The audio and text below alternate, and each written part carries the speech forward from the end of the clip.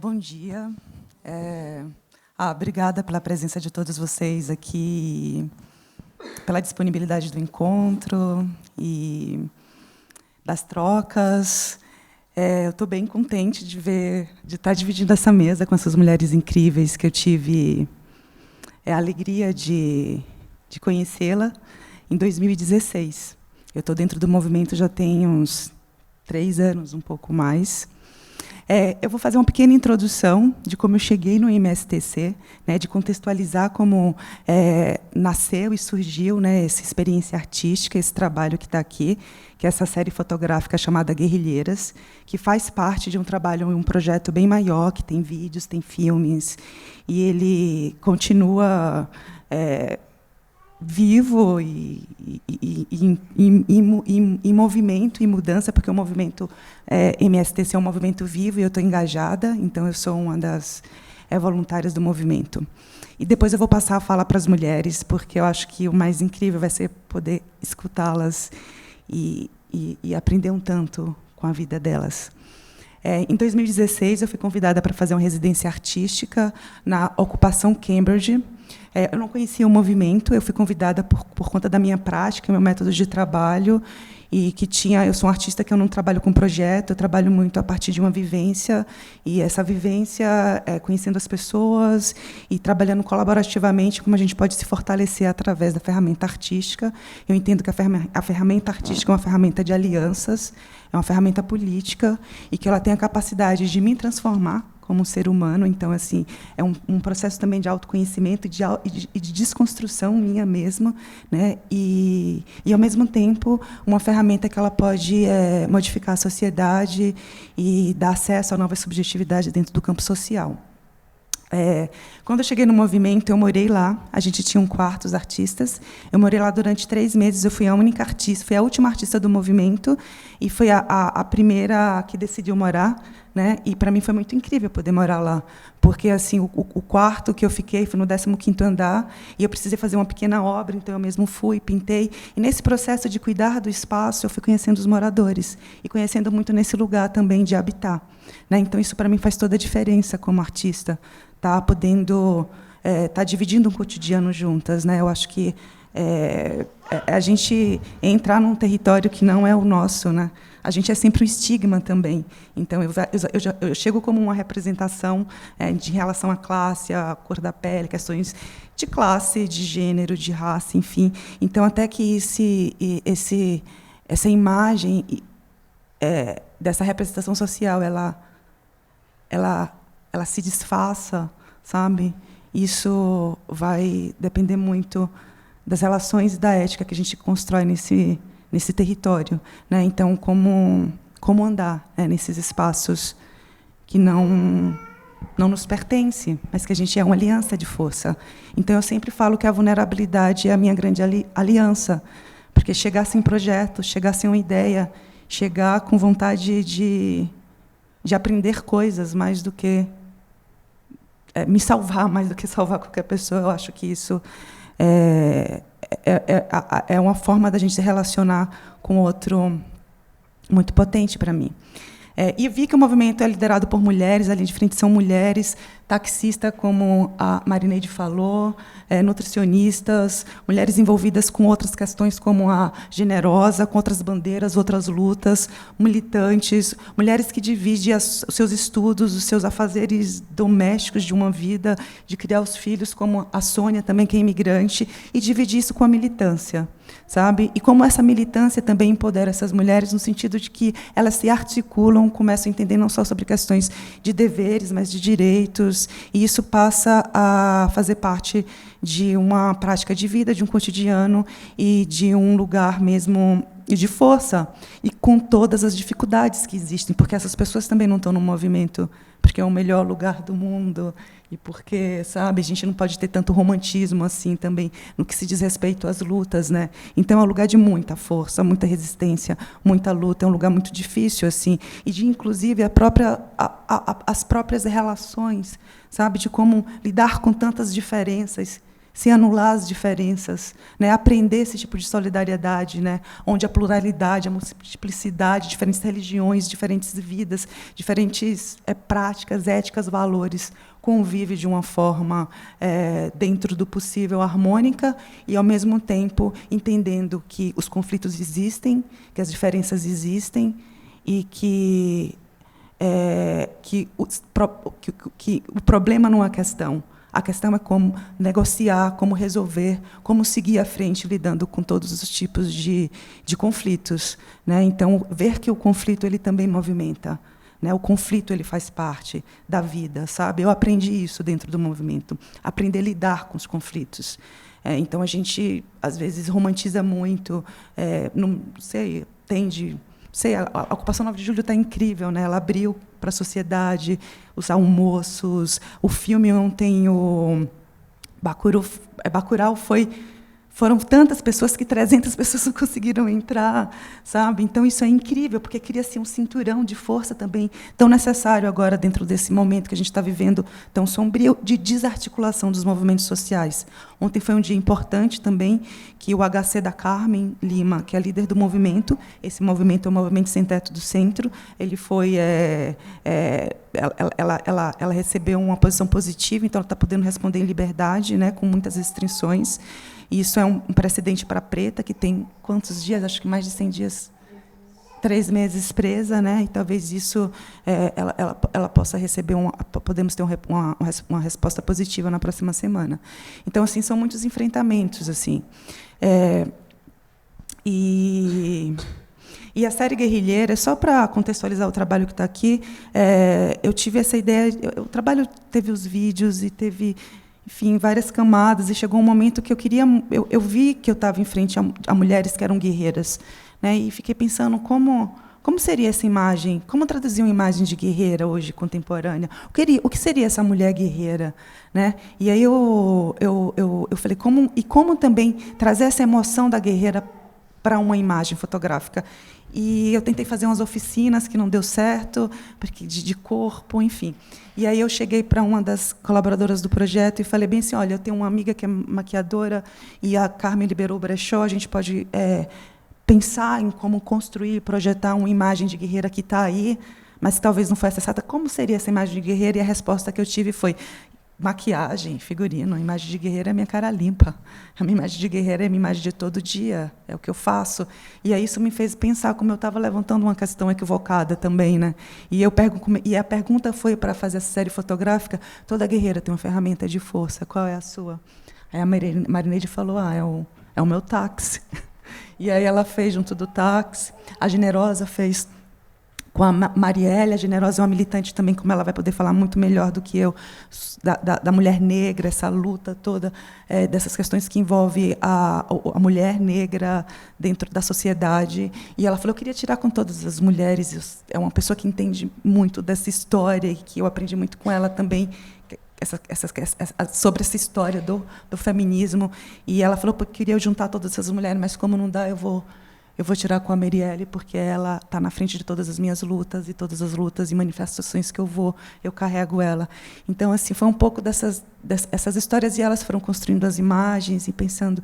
Pegou os instrumentos também do Luoba de Mim, porque também é outro espaço de fortalecimento, né, das mulheres. Algumas mulheres do movimento tocam lá, que é a Beth Belli, que é a mestre de tambores, e o tambor como um instrumento de emancipação do feminino, né? Que o tambor, normalmente, nos terreiros, as mulheres não podem tocar, e tem toda essa questão da história também, do candomblé e dessa ancestralidade. E cada uma foi falando. A dona Anice falou, meu bolo, eu quero fazer uma trincheira de bolo. A Sônia quis fazer primeiro, a Sônia é do Paraguai, ela vai se apresentar. Ela quis fazer com as roupas típicas do país dela. Chegou aí, mas não deu certo de comprar. E aí foi bem engraçado, quando eu cheguei lá, não foi Sônia. Ela falou, Virgínia, a gente pode tirar com o uniforme do time de futebol do nosso país? Aí estava todo mundo com a roupa do time. E foi muito lindo, assim. E é um pouco sobre essas histórias, né? E poder dividir essas histórias com vocês é um pouco. Eu sou essa mediadora, né? Eu falei, quando eu fui convidada para falar aqui, eu falei bem assim, nossa, essas mulheres têm que ocupar esses espaços. Então, assim, eu poderia convidar uma pessoa. Eu falei, eu já estou falando demais até. Eu falei, não, eu quero que elas falem. E as fotos, elas estão aí, elas podem falar. Então, assim, tudo está na internet, está disponível. Se colocar o meu nome, vai ver, tem os vídeos, tem as imagens. Eu não quis trazer nada, porque a ideia é uma conversa mesmo. E eu acho que eu posso falar depois, se tiver pergunta, porque eu acho que o mais incrível é poder escutar um pouco a história dessas militantes. E eu acho que se a gente quer pensar outras cidades, outras urbanicidades, outras formas de sociabilização, a gente tem as mestras aqui ao nosso lado hoje, a gente tem esse privilégio de poder escutá-las, porque a gente vive num país de tradições, de privilégios e de muito preconceito, e a gente não pode deixar de falar dessas questões sem entender também que o eixo central do Brasil, eu sempre falo isso, é a escravidão. Então, se tem todas essas questões que a gente está vendo, de todos os movimentos sociais, é porque o Brasil ele preservou essa lógica latifundiária escravagista, não só na economia, mas também na forma de organização social. Algumas pessoas têm direito a viver no centro da cidade, outras não têm. Algumas pessoas têm direito a estar nesse museu e outras não têm. Entendeu? Então, de onde vem essa lógica dualista dessa sociedade tão perversa, né? Então, assim, eu acho que assim acabou essa ilusão, sabe? Não tem mais como a gente se repetir, sabe, nesse espaço. E eu acho que o museu ele está trazendo essas questões quando eles trazem essas mulheres, quando traz todas as exposições das histórias da sexualidade, da África, enfim.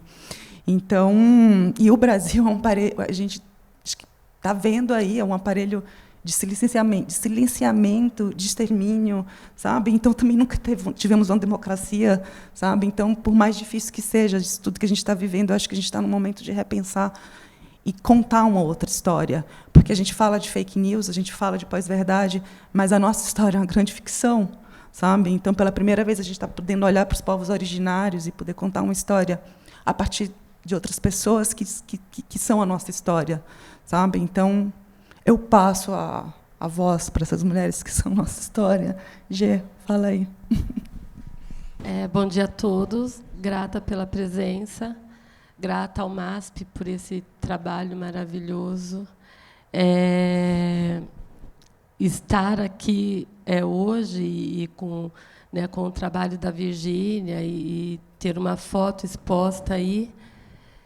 Não tem, por exemplo, como não lembrar a primeira vez que eu pisei nesse museu, ainda me recordo que foi numa exposição do Rembrandt, há muitos anos atrás, e recentemente, acho que não tem muito tempo, que foi questionado, né, o fato de terem tão poucas mulheres aqui enquanto artistas,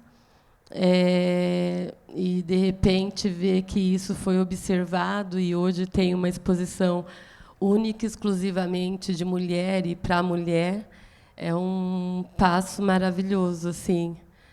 Eu fiquei encantada, o primeiro dia da abertura. Tem um vídeo aí que não sai da minha cabeça, que é um vídeo que fala sobre o útero da mulher.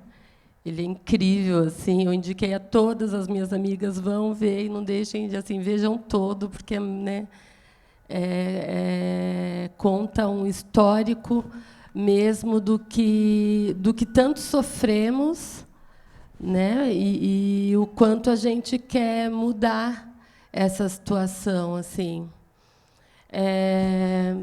Bom, como muito já foi dito, né, até aqui. Eu conheci o movimento de moradia, ainda também bastante jovem. Sou do extremo sul da Zona Sul, do distrito do Jardim Ângela, e é só do distrito mesmo, porque ainda moro um tanto à frente ali. E deixei de... Eu sempre vislumbrei mesmo morar no centro, assim, porque... E acredito mesmo que era mais ainda pelo acesso cultural e todos os outros acessos, claro, que a gente consegue, né, com mais facilidade aqui.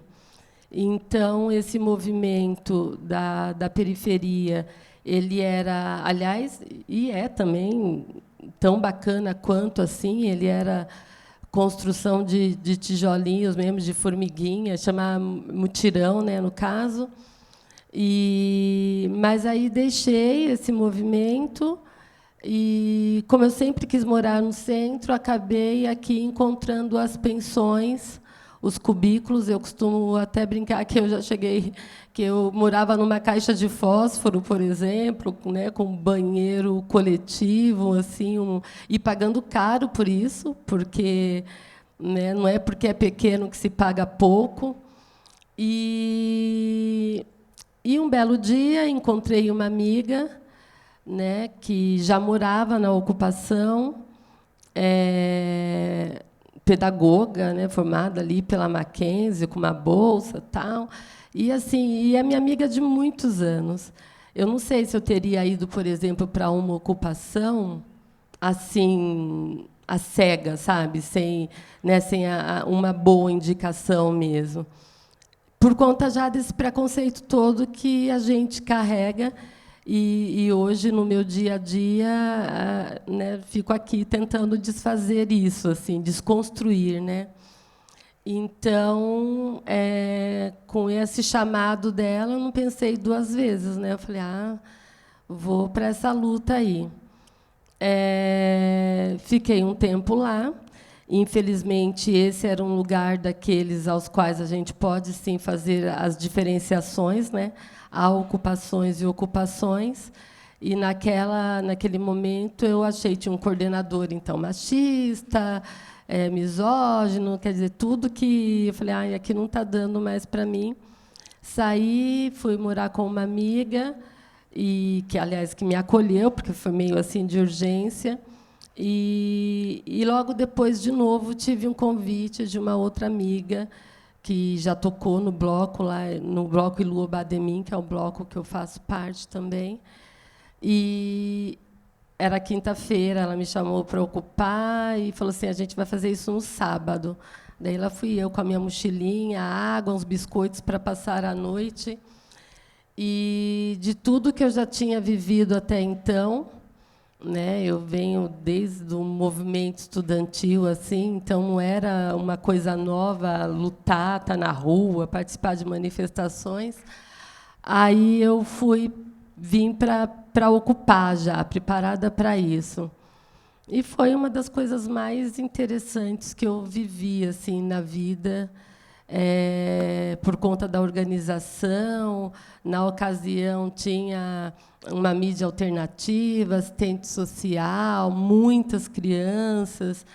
E é isso, viemos para ocupar um prédio há muito tempo vazio, sem nenhuma função social, muito mesmo deteriorado. Aliás, trabalhamos muito para deixá-lo como hoje ele se encontra, né, organizado e de forma digna, né, a moradia, porque a ocupação preza muito por isso. O tempo todo é colocado que não, então não é, se não é para ser qualquer lugar de morar, né, é para ser uma moradia mesmo, com conforto, né, tem todo esse cuidado, assim. E até porque é dessa forma, preservando, que a gente também preserva a moradia. A gente já suspendeu aí algumas reintegrações de posse por conta disso, por causa do nosso cuidado. Bom, e é isso. Já são, né, já estão aí se passando 3 anos.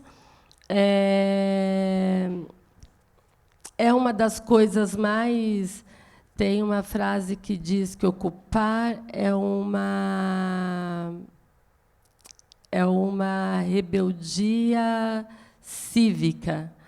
Assim, fazer um prédio abandonado se tornar um lugar de afeto, um lugar... hoje somos mais de 120 famílias, né? Acho que e então muitas crianças.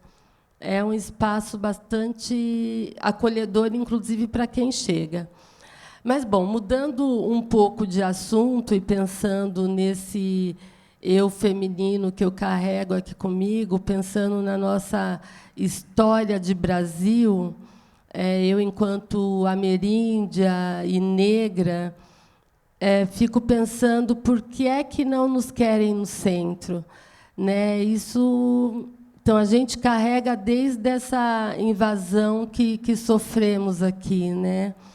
Inclusive também esse encarceramento que a gente tem hoje em massa de populações negras, sobretudo, vem desse resquício, né, de escravidão e de invasão mesmo aqui, como fizeram com os nossos povos.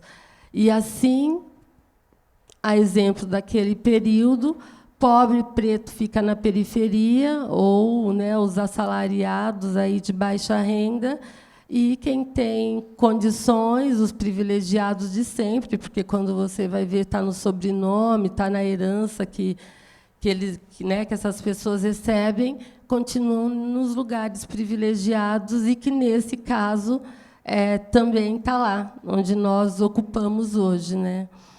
Moramos num lugar que todo mundo quer estar. A especulação imobiliária é gritante, sei lá, a própria... Hoje o prédio é de um órgão, IPREM, que chama, né? Que é público, né? Quer dizer, e ainda assim é com muito esforço que a gente mantém, porque não dá para entender como é que um prédio daquele fica fechado por tanto tempo e, né, com tanta gente precisando de moradia. Outro dia vi que, até fiz uma conta com a amiga agora há pouco, antes de entrar aqui, que um salário mínimo dividido pelos 30 dias ele não dá R$ 40 por dia. E eu tenho pensado que, todas as vezes que eu vou ao mercado, eu não consigo gastar menos que R$ 50. Então, como pagar um aluguel nos preços que nós temos hoje, comer, e eu gostaria de comer decentemente, não queria comer só os agrotóxicos que nos empurram. Quer dizer, e por que só o outro tem que ter esse direito? Eu não tenho, não posso ter esse direito. Por que eu não posso morar no centro, né? Do lado do meu trabalho, do lado de um espaço como o MASP, né? Hoje, para chegar aqui, foram 10 minutos. E por que eu não posso morar aqui também, né? Então, essa especulação imobiliária faz com que estejamos cada vez mais longe. Assim, é isso que querem, né? Por isso que a nossa luta acaba sendo mesmo eu vou pedir licença porque eu fiquei com sede.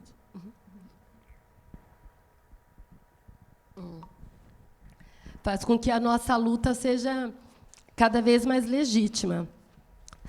Não estamos pedindo nada de graça, pagamos por isso.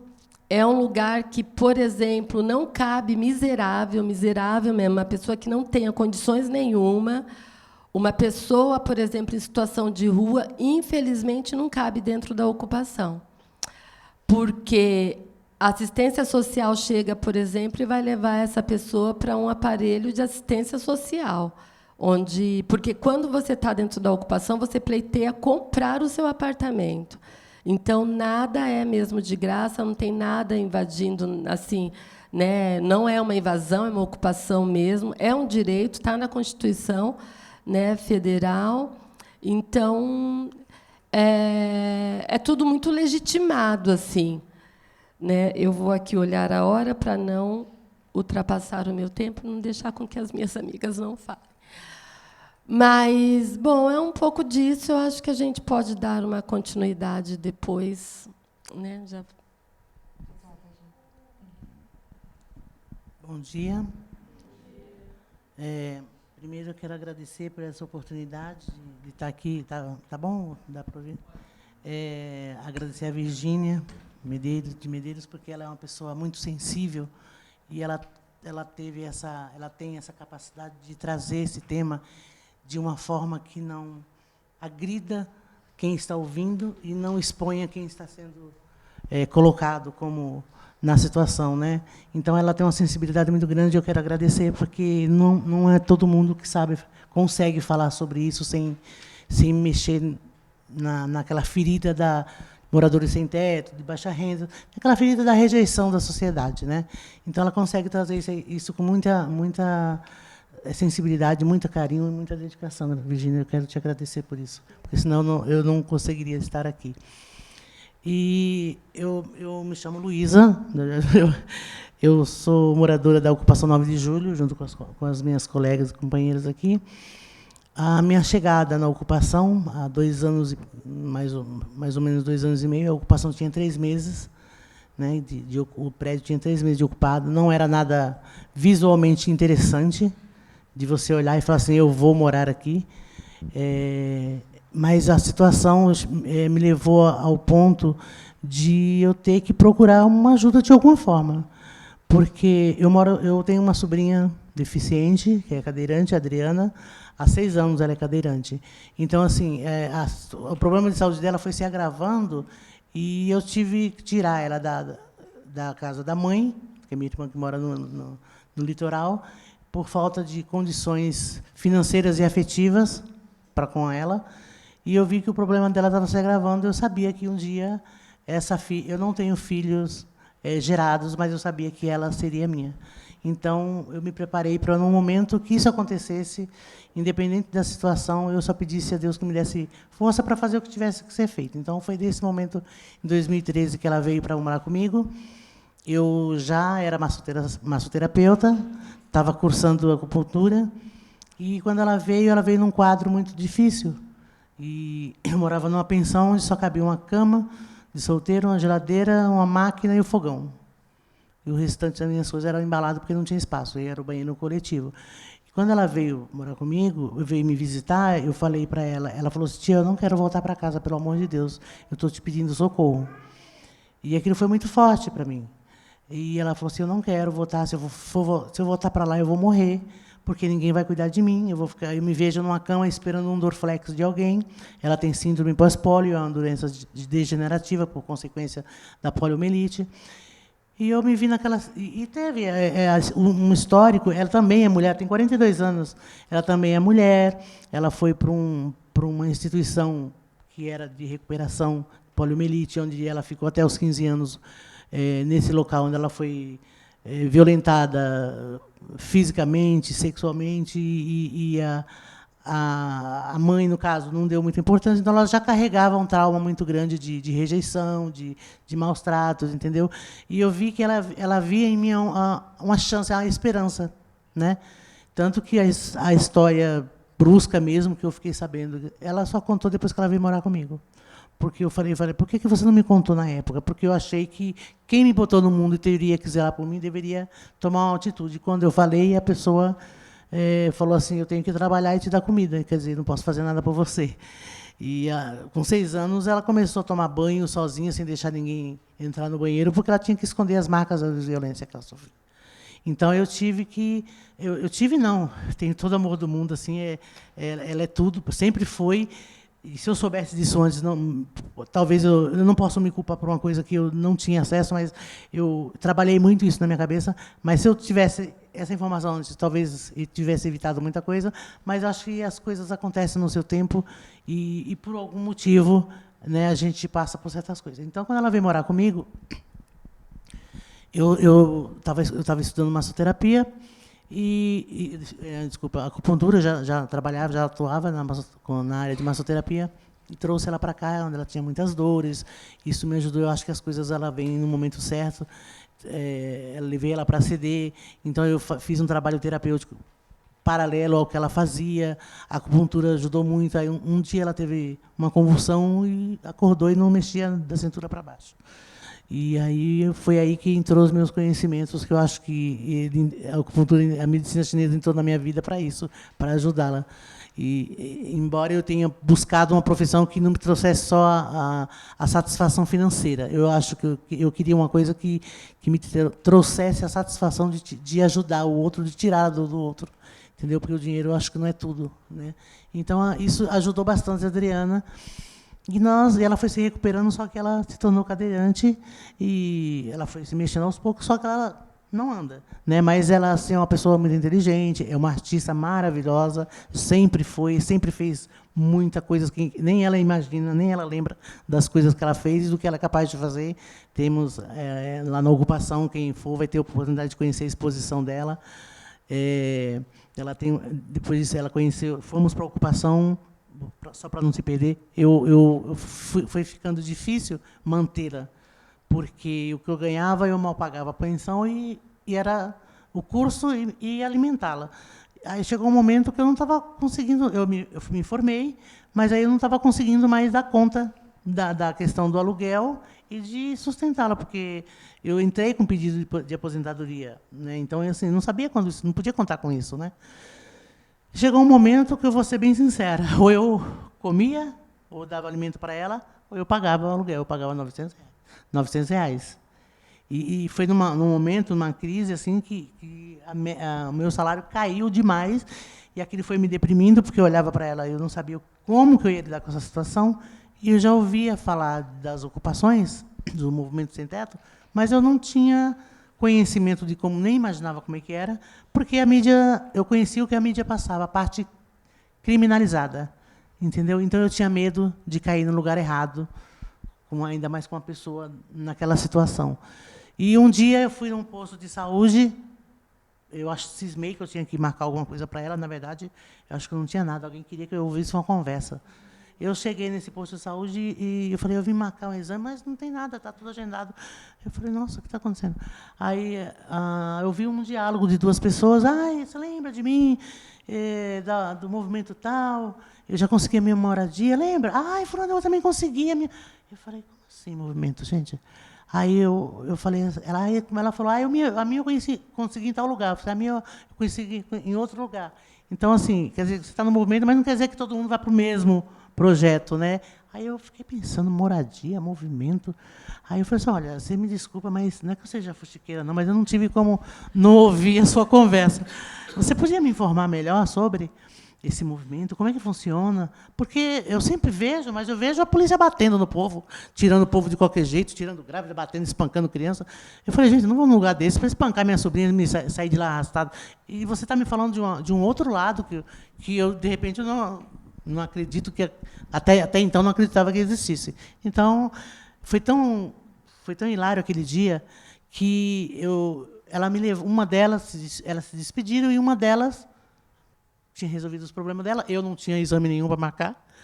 E minha sobrinha parada olhando, sem entender nada, ela fez assim para mim. Aí eu falei para ela, vamos conhecer.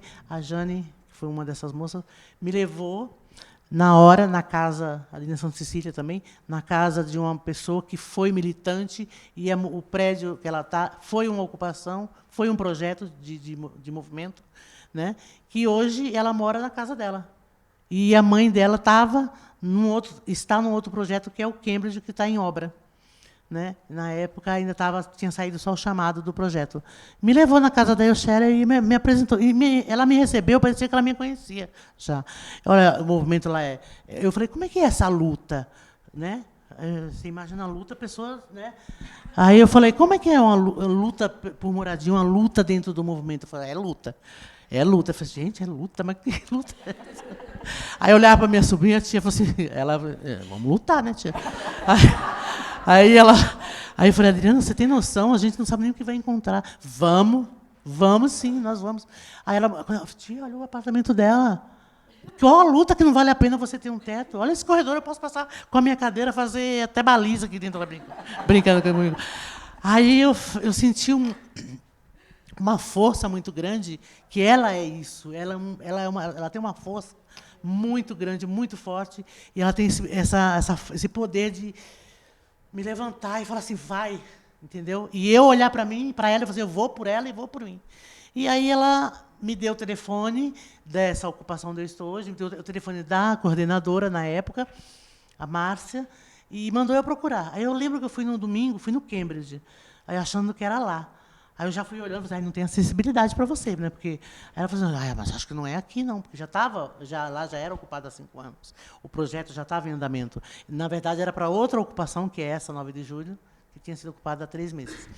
E aí eu fui lá com a Adriana, olha, andamos. Não é tão fácil também entrar, não.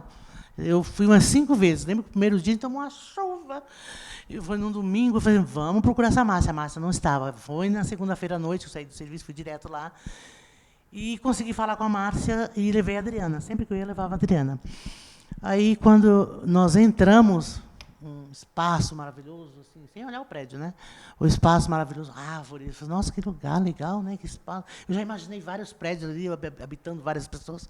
E a Márcia falou assim, vamos conhecer os espaços para você, que eu tenho disponível, no caso, principalmente no caso da Adriana, que é deficiente.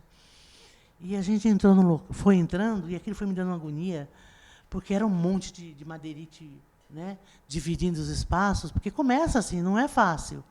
Entendeu? Aí eu falei, meu Deus do céu. Aí eu olhei para ela, ela falou assim, nós vamos ficar. Eu falei, meu Deus do céu. Ela manda. E ela entrou numa sala, que era num espaço coletivo, que ainda não tinha divisória, não estava definido o que ia ser. Ela entrou ali, de frente para 9 de julho, botou o braço ali na cadeira, tem até a foto dela hoje. Da foto tem um raio assim, de luz, assim, acho que uma coisa que fixou ela naquele canto. Ela falou assim, nós vamos morar aqui e aqui vai ser a nossa cama. Eu falei, tem certeza? Eu falei, tenho. E aí eu fiquei olhando, aí a Márcia começou a me falar do que eu tinha que fazer para morar, que eu tinha que dividir, que ali a parte de estruturação do espaço era do morador, né, que tinha que comprar a madeirite, enfim, para poder fazer a mudança. Eu já não tinha mais tempo de ficar lá onde eu estava. O aluguel que eu tinha que pagar lá, o próximo, ou eu pagava o aluguel lá e corria atrás para o próximo, ou eu pegava aquele dinheiro e comprava material para pagar, para montar o espaço para eu morar. E eu peguei e comprei o material. Só que tinha as dificuldades pelo fato dela ser deficiente, né?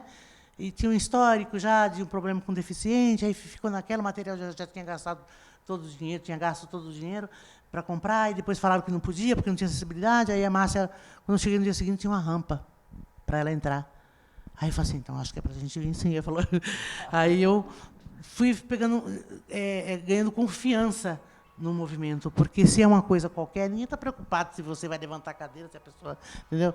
Daqui a pouco o banheiro já estava acessível para ela, entendeu? Aí eu fui começando a entender o que é um movimento de luta por moradia, entendeu? É realmente uma grande luta, porque é um lugar que você vai melhorando aos poucos, adaptando para se tornar um lugar digno e confortável dentro das suas condições, né? É um lugar que você pode entrar e sair e dizer que aqui mora uma família, né? Então isso você vai ajustando aos poucos. Lá tem uma exposição que tem desde o dia que entra e você pode presenciar, visualizar com seus próprios olhos a situação que o prédio está hoje, entendeu?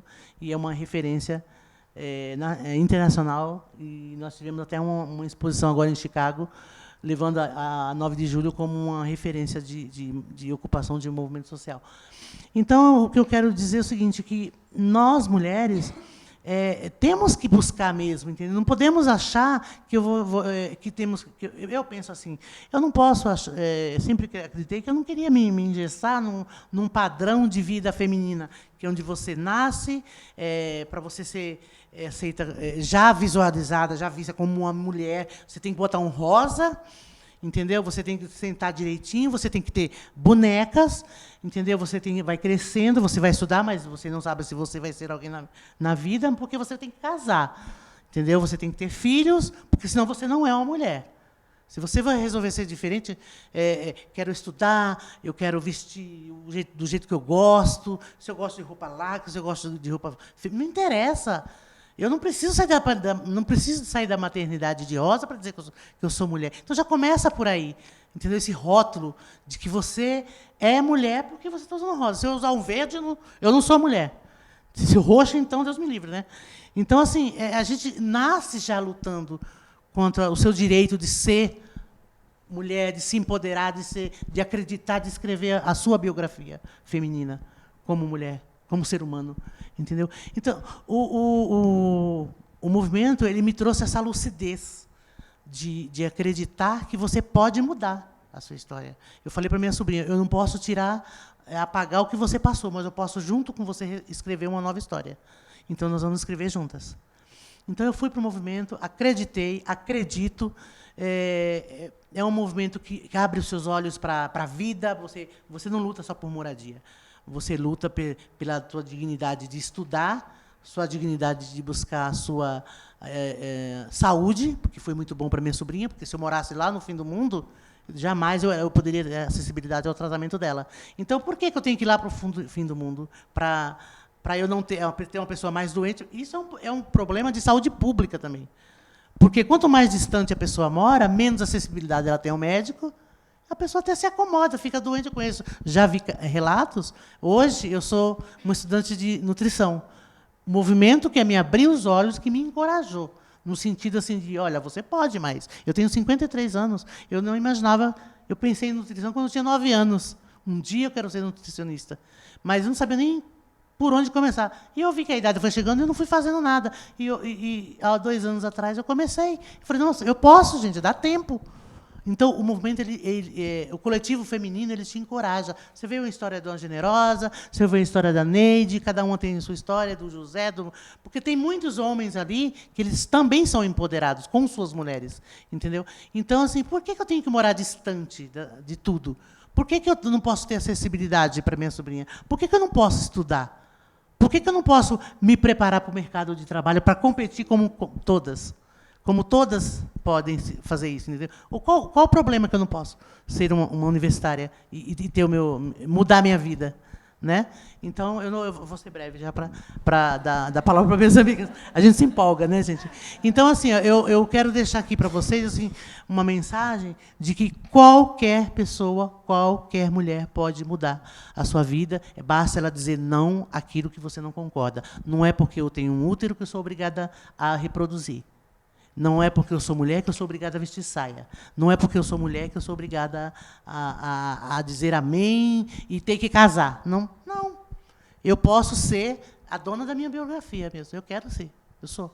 E eu comecei a reescrever. Obrigada. Muito obrigada. Meu nome é Sônia. Eu sou de origem paraguaia. Cheguei aqui no Brasil em 2012. Sou mãe de 3 filhas. Chegar no Brasil, vi sozinha, deixando a minha família, o meu marido e 2 filhas lá no meu país. Foi uma luta assim muito grande para chegar aqui no Brasil, porque eu sou índia, de origem índia. A minha fala é o guarani. Então, para aprender o português, foi uma luta assim, muito grande, porque eu não sabia, não entendia o que as pessoas falavam. Então, trabalhei como escrava num restaurante coreano, porque na minha cabeça era só mandar o dinheiro para a minha família, porque o meu marido ele ficou desempregado.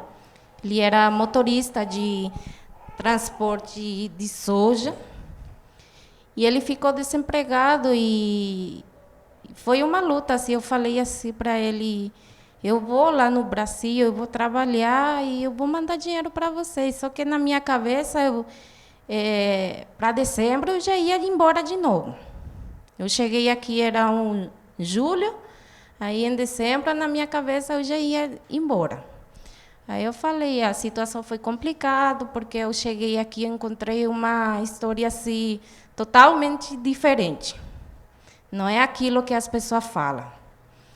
E depois eu mandei dinheiro para ele, e ele venha com minhas filhas, as 2. E a gente começou a lutar junto. Só que ele é muito tímido, ele não fala nada.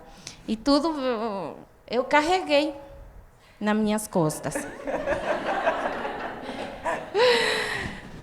Porque ele não entende. Até agora ele é assim. A gente já tem 8 anos aqui no Brasil. Até agora, assim, as pessoas vão na minha casa, ó, assim ele aponta. Tem pessoa na porta. Que ele não fala. A fala dele é bom dia, boa tarde. Com a Neide, que é a minha vizinha aqui do lado, que ele brinca um pouco. Aí, depois, eu engravidei da minha filha, a outra aqui.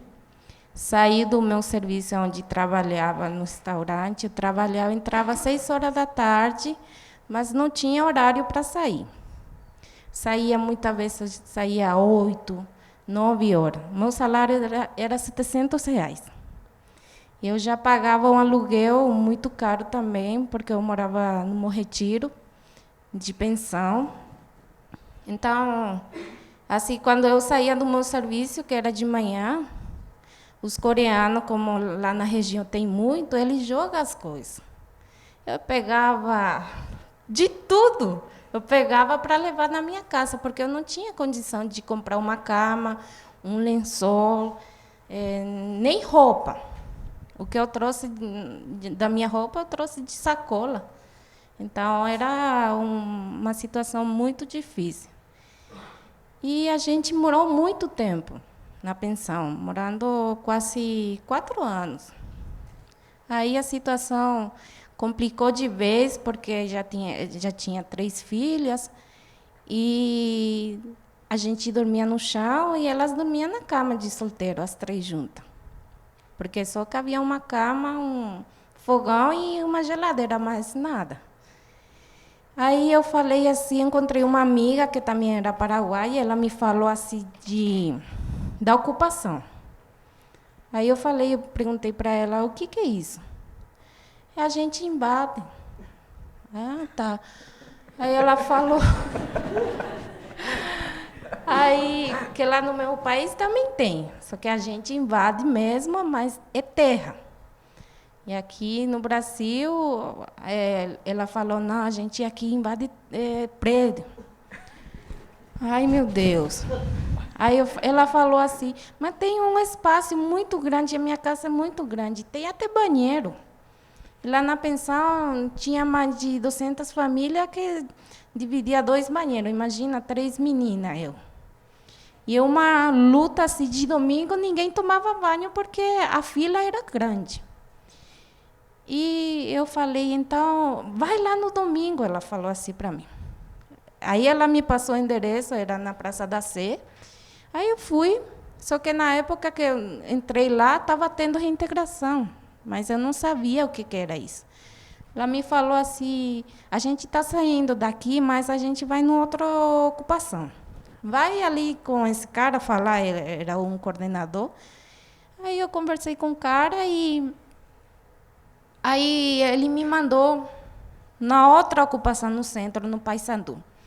Aquele prédio que caiu, que pegou fogo. Fui para ali. E eu falei assim para o meu marido, vamos sair. Eu estava procurando uma coisa para minha família, um conforto, para a gente se sentir bem, porque já também não tinha condição de voltar no meu país. Aí a gente morou 1 ano lá no prédio, a gente veio, e ele falou, isso não vai dar certo, não vai dar certo, vamos ficar aqui. Não tem, a gente não tem como ficar mais aqui. Morando nessa situação, porque quando chovia, o esgoto subia lá na pensão e a gente pagava caro. Eu pagava R$ 800, fora água e luz, de todas. As minhas filhas pagavam R$ 15 cada uma de luz, de água. E eu falei, não, isso não dá, não. A gente vai sim, a gente vai conseguir. E a gente foi morar lá, eu morava no 3º andar, morava sem água, sem luz. Não podia trabalhar porque as minhas filhas eram pequenas. Então, ele trabalhou. Ele trabalhava e eu ficava em casa. O que era o meu serviço? Era pegar água na outra ocupação, na Avenida Ipiranga, e juntava água. Para ele chegar em casa, já tem tudo pronto. A minha função era essa. Depois, sempre eu olhava na janela e eu via a luta também pela moradia FLM, que é o MSTC. Aí, um dia, eles me chamaram, me doaram uma cômoda, entrei lá e, na hora que eles abriram a porta, encontrei assim, uma organização, um prédio tão lindo, limpo, onde tinha as câmeras. Aí eu falei, aqui que eu vou morar. Aqui que eu vou morar. Aí eu cheguei, peguei a cômoda e vi. Aí eu falei para o meu marido, a gente vai morar nesse prédio ali.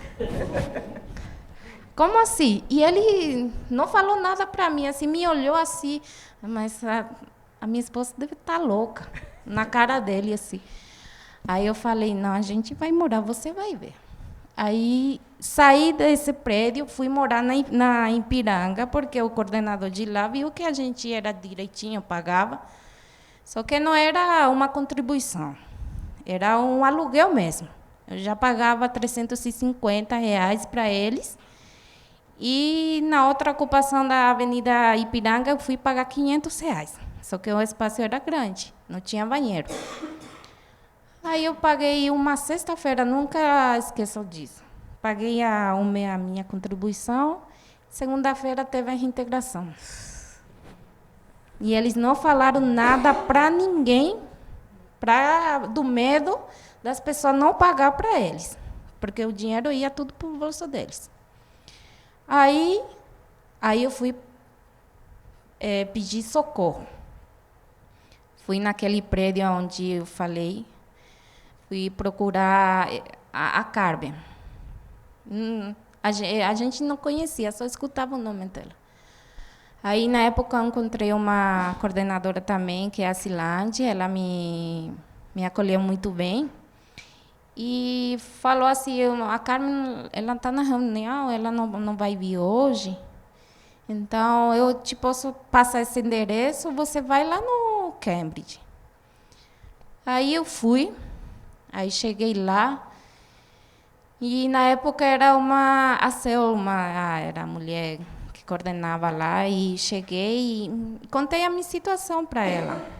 Falei assim, eu tenho 3 filhos, não tenho onde morar, a gente teve reintegração, pelo amor de Deus, me ajuda, porque não tenho aonde ir.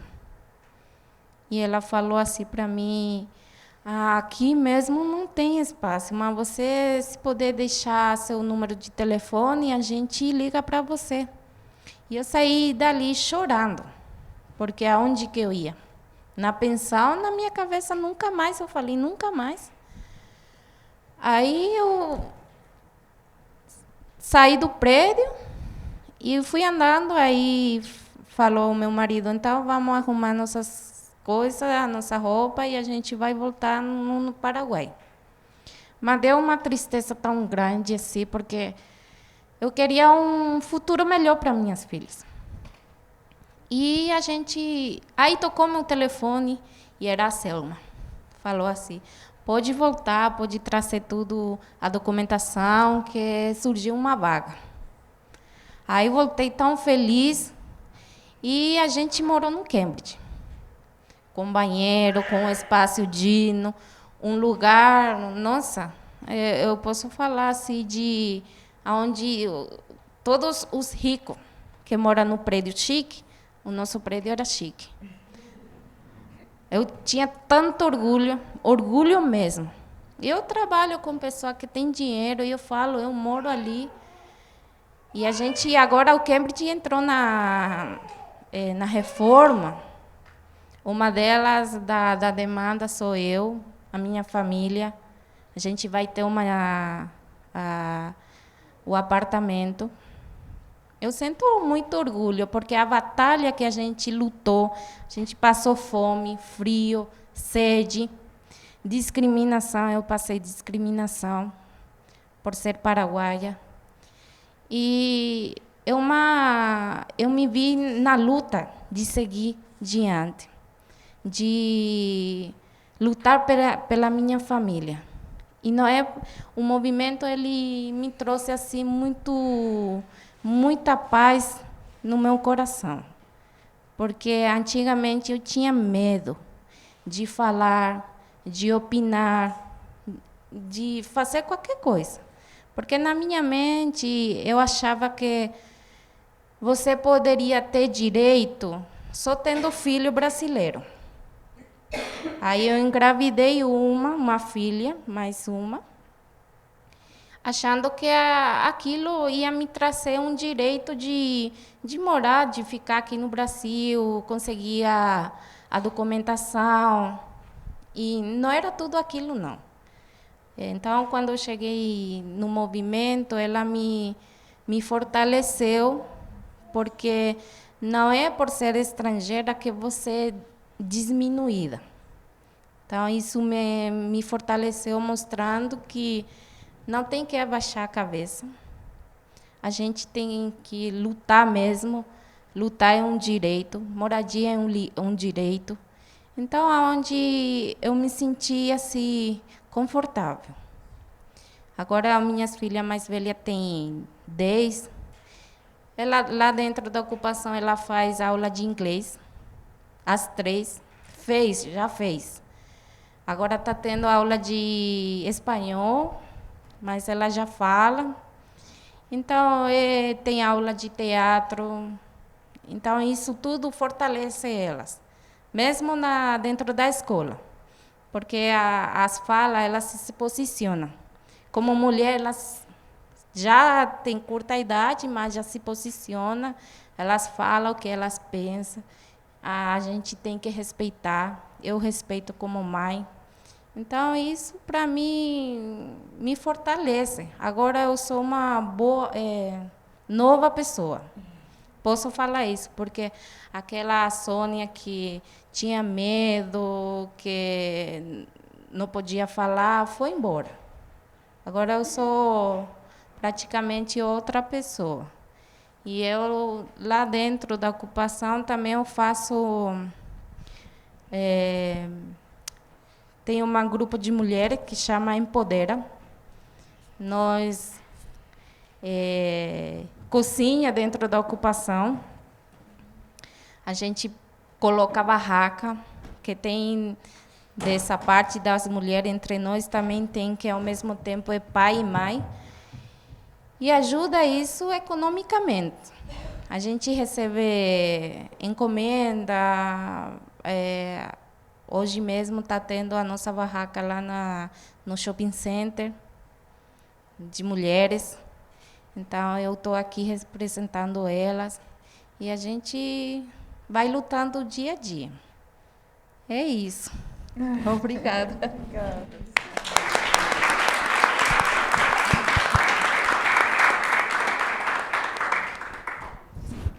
Bom dia. Também quero agradecer a Virgínia, que é um amor de pessoas. Ela conhece minha casa, minhas portas estão abertas para ela. Agradecer também ao MASP. E muito nervosa, né? Que eu nunca falei assim para o público. Eu já falei para ela, eu falo com você sem microfone e sem câmera. E aqui eu estou bem em frente da câmera. É muito bom, assim, meu nome é Marineide, eu sou mãe de 6 filhos, sou taxista, eu me considero uma mulher guerreira, porque nem todos os homens têm coragem de exercer essa profissão que eu exerço, que é muito perigosa. E ainda mais por eu ser mulher, mas quero deixar também, falar que a gente, mulher, pode exercer qualquer cargo, o que a gente quiser, o que a gente sentir vontade.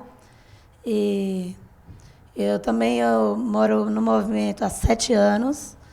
Eu conheci o movimento através de uma amiga minha, porque morava lá no Socorro, quando eu vim trabalhar no centro, que o meu ponto é no Anigabaú. Então, era de 1h30 a 2 horas para mim voltar. Assim mesmo, saindo de carro. Era muito cansativo, porque eu trabalhava o dia inteiro, né? Então, eu voltava muito cansada. Então, gastava muito tempo. E por eu ter também 6 filhos, eu quase não havia eles, porque quem morava comigo era minha irmã, que cuidava de todos eles, levava e buscava na escola. Então, eu me sentia muito triste por não participar muito da vida deles, assim. Aí eu tinha que trabalhar, né? Assim, eu queria trabalhar, mesmo com todo esse filho, eu queria trabalhar, não queria ficar em casa. Aí eu pensei como eu pagava R$700 lá, em 2 cômodos, assim, era grande, mas era 2 cômodozinhos.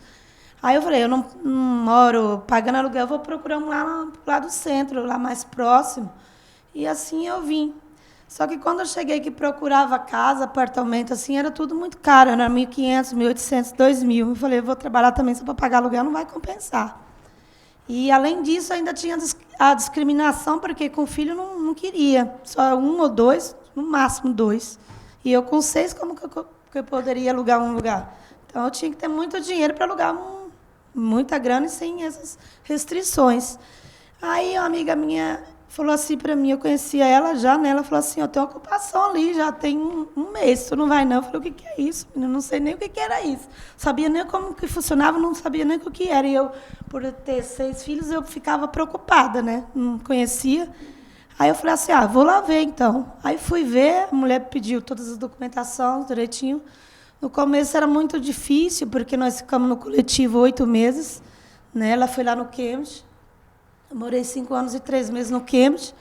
Aí, depois, 8 meses de luta mesmo, que fazia todo mundo coletivo, cozinha, banheiro. Aí fomos organizando todas as famílias, cada um organizamos, a gente fazia a organização, subimos esgoto, luz, tudo, para dentro de cada apartamento. O meu apartamento era bem grande. E lá também eles fazem divisão por famílias. Se a família é grande, tem um espaço maior e assim por diante.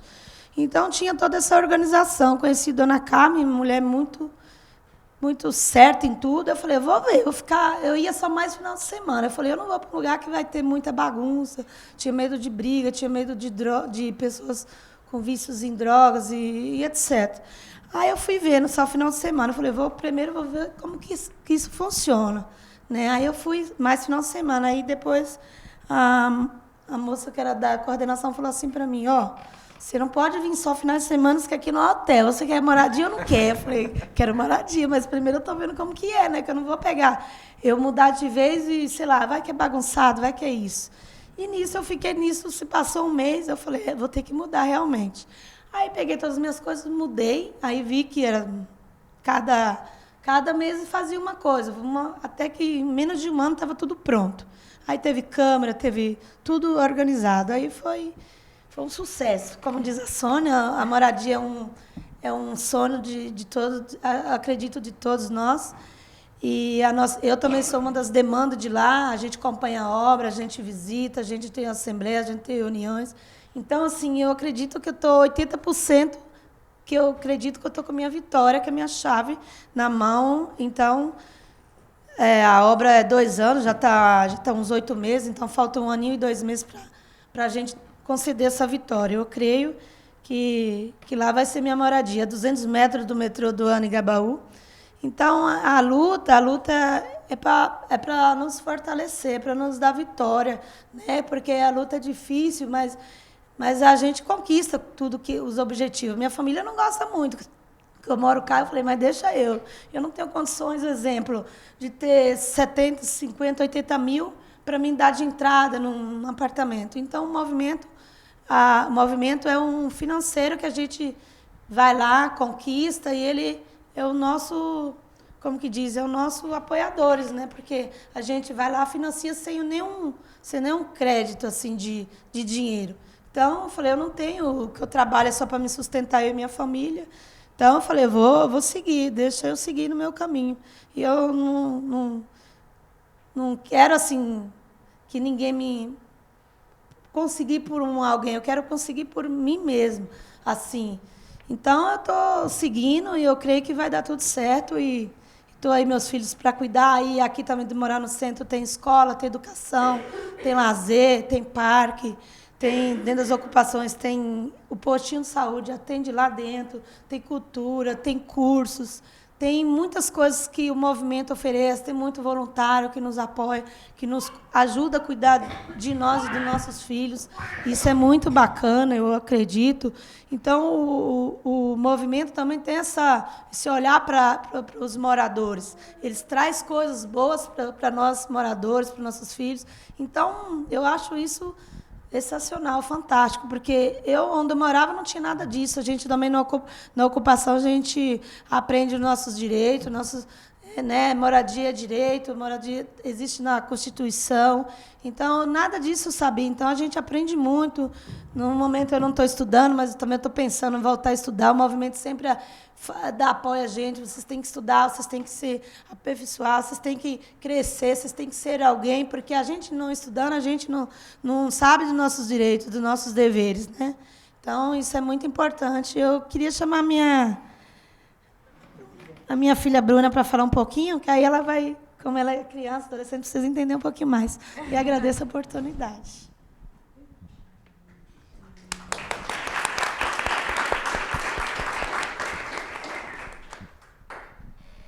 Bom, eu sou a Bruna, filha dessa mulher tão guerreira que se tornou mais ainda após morar em uma ocupação. Confesso que quando eu cheguei lá, no Cambridge, tudo ele estava ainda em transformação, porque o movimento, a moradia, ela é a gente que vai tornando ela melhor. São os moradores que faz o lugar ser mais confortável, enfim. E quando eu cheguei lá, eu nunca tinha visto um lugar como aquele, e na minha cabeça, hoje em dia tem muito tabu sobre ocupação de moradores ou de periferia, enfim. E na minha cabeça era assim, por mais que eu era bem jovem, ainda na época ainda sou, né? Mas eu tinha muito esse preconceito de morar lá. E tanto é que quando eu cheguei, eu fiquei com muita vergonha e eu me escondia quando as pessoas perguntavam onde é que eu morava, eu não falava, ou eu mentia. Eu preferia não falar sobre isso. E hoje em dia eu posso dizer que eu mudei totalmente esse pensamento, e graças a Deus, né? Porque eu tenho orgulho de morar lá e de saber que eu tenho uma mãe que lutou pelos direitos dela. Como ela disse, ela quer conquistar algo que seja tipo por ela mesma. Ou seja, eu vi muita luta da parte dela, não só dela, mas como os moradores que vivenciam lá. E você se torna uma pessoa mais guerreira, querendo buscar pelos seus direitos e aceitando mais, pegando mais esses conhecimentos, porque eu fiz inglês também lá, eu fiz curso de câmera. Hoje em dia eu quero até trabalhar sobre isso, e estou vendo ali ela, maravilhosa. E eu acho que te ensina muito, é algo que te torna mais forte, te torna mais guerreira e mais batalhadora, enfim, faz você realmente lutar e você pegar as coisas, abranger pela sua vida, porque luta não é crime e a gente tem que lutar mesmo sabendo que às vezes o povo de fora quer calar a gente. Então, ou seja, eu acho muito gratificante eu ter morar lá, porque hoje em dia eu sou quem sou por conta do lugar que eu moro. Ou seja, a ocupação ela pode te fazer chegar em lugares altos. Ou seja, por conta da ocupação, eu quero me tornar uma pessoa que, quando eu cheguei, eu não pensaria. Ou seja, por essa idade, vocês devem estar falando, nossa, mas já 14 anos e já pensando em moradia? Pois é, eu também não pensava nisso. E como todas as mulheres falou aqui, eu acho que a ocupação é isso. Ela te torna uma pessoa melhor. Ela faz você buscar mesmo por coisas que o mundo lá fora não te faz buscar. Ou seja, a ocupação é isso. Tem líderes maravilhosos lá, tem um monte de movimento social, e se esse movimento existe é porque ele é super válido. Não é à toa, cada movimento que existe social é por um direito e é por uma busca. E a gente nós estamos buscando por nossos direitos, que ainda, infelizmente, não tem tanta moral assim. Então, eu quero continuar buscando ainda por esses direitos, como todas essas mulheres e a minha mãe busca todos os dias. Então, eu só agradeço mesmo ela. Por mais que foi muito difícil no começo, porque eu era bem menor ainda, e ver ela lutando assim, e no momento não ter posto, não ter feito nada ali, era difícil para mim, né? Mas aí, hoje em dia, eu ajudo no que eu posso. Se eu sou guerreira ou se eu quero lutar pelos meus direitos hoje em dia, é porque eu peguei isso da minha mãe. E eu posso dizer que eu sou uma mini Marineide.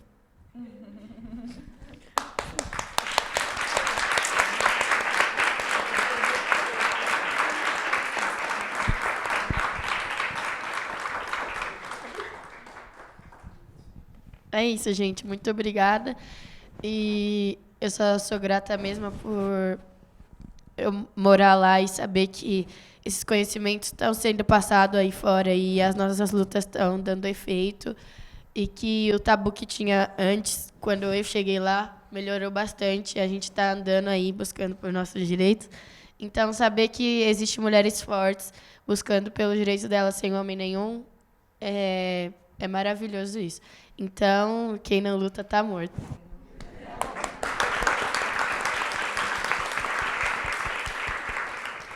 Queria agradecer a vocês todas. E assim, eu acho que a força do feminino na luta por habitação está mais do que claro aqui, né, na fala dessas mulheres. E a Bruna fecha de uma forma tão incrível. Assim. Obrigada, Bruna. Foi uma surpresa. Eu não sabia que ela ia falar.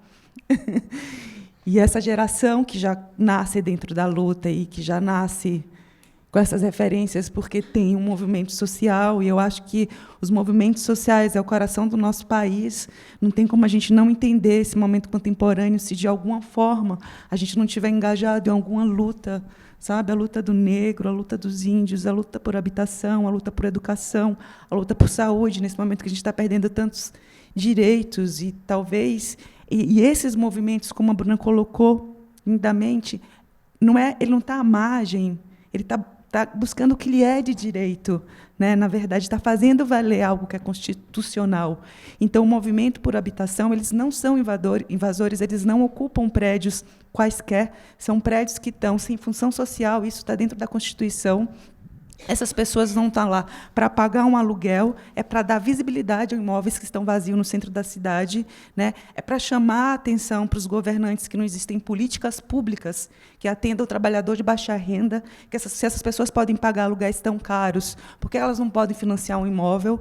Então, o Movimento por Moradia, eles estão trabalhando com uma conversa direta com o Estado, com o governo, com o Ministério Público, com o Conselho Tutelar do Adolescente, para poder valer uma lei, uma luta ali. Então, faz um trabalho de gestão social, né? Então, é um pouco sobre essas questões que a mídia e que a informação não nos passa. Então, assim, para mim, o que tem de mais político e mais potente e mais revolucionário é um momento como esse, que é um momento de escuta.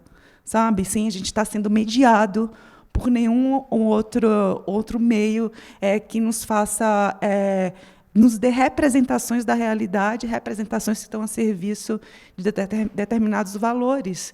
Então, assim, esse encontro, sabe, com outras pessoas, a gente está aberta aos encontros, à escuta, à conversa.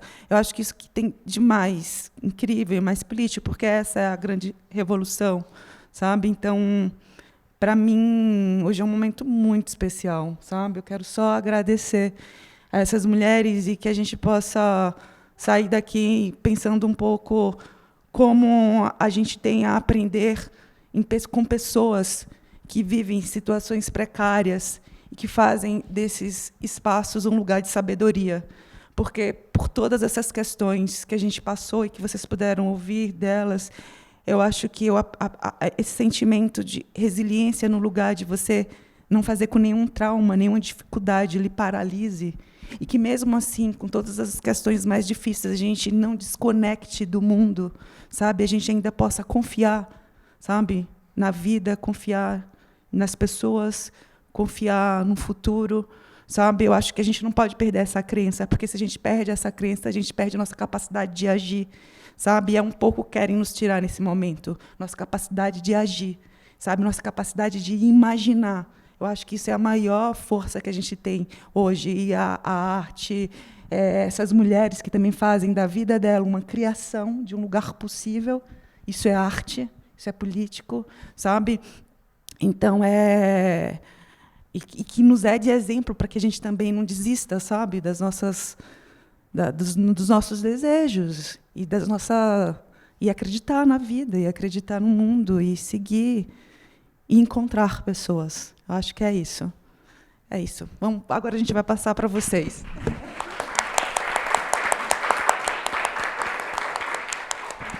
A questão dos movimentos de moradia, das ocupações, já é algo muito presente em São Paulo já há décadas, assim, é uma luta muito importante.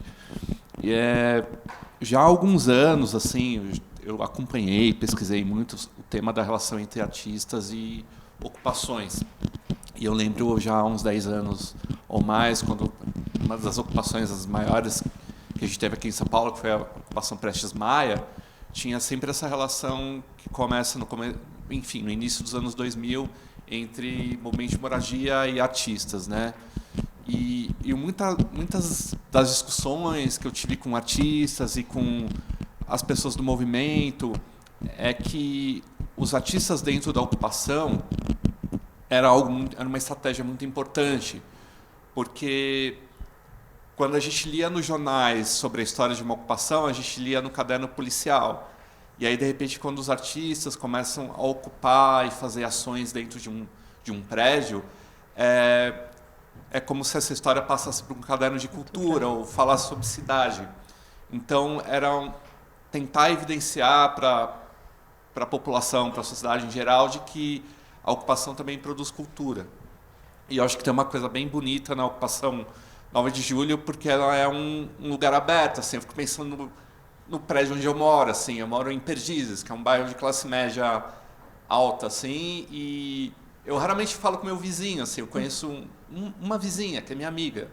E assim, a gente dá bom dia no prédio, a gente sente que os lugares que a gente vive eles não estão abertos, eles têm a nossa vida está dentro do apartamento e fora não existe vida, a não ser na reunião de condomínio onde um briga com o outro, sabe? Enfim, parece que não existe vida e de repente quando você vai numa ocupação tem uma vida porque ela é dinâmica, porque ela precisa ser dinâmica para existir. E isso eu acho que é uma coisa muito muito legal que tem acontecido na 9 de Julho, essa abertura para as pessoas visitarem a ocupação. Tipo, eu falo para os meus amigos, o que você vai fazer domingo? E aí já é quase uma cultura, assim, a gente vai almoçar na ocupação, e aí vai ter a exibição de um filme, ou vai ter música, ou vai ter uma peça de teatro, ou vai ter uma exposição, ou eu posso levar meu filho para brincar lá. Então tem essa abertura que eu acho muito, muito potente, assim, muito importante. Mas eu também queria ouvir de vocês qual a percepção que vocês têm de quando uma ocupação se abre e a gente recebe as pessoas de fora, quais são os prós e os contras também, em relação, se existem, né? Como que vocês veem essa relação com a comunidade, né? De abrir a sua casa, de abrir o lugar que vocês moram para as pessoas, né? Visitarem. Se isso fortalece o movimento, se isso também traz conflito. Queria que vocês falassem um pouco sobre isso. Quer responder? Então, para mim, é tudo de bom, né? Porque lá na minha casa eu recebo muita pessoa de fora mesmo. Porque eles vêm visitar a minha casa. Eu trabalho assim com muito assim, artesanato. Eu gosto de mexer com artesanato. Eu gosto de colocar uma flor aqui, ali, até no teto tem. E então eles chega com outro olhar, vem com um pensamento errado. Quando entra, ele já olha de outra forma, porque na cabeça das pessoas acha que a ocupação é tudo bagunçado, a casa é tudo bagunçado, então eles vai com outro pensamento. Então muitas vezes eu fico feliz, eu recebo muita pessoa mesmo. E isso queria também falar da questão dele. É verdade, como eu trabalho, né, sempre eu vou nos prédios, aí as pessoas entram e saem, você não sabe se é morador, se é visita, os vizinhos nem se cumprimentam. Lá no prédio já é diferente. Todo mundo já está descendo 6h30 para levar os nossos filhos para a escola, já começa aquela movimentação. E lá no prédio, todo mundo me chama Paraguaia, Paraguaia.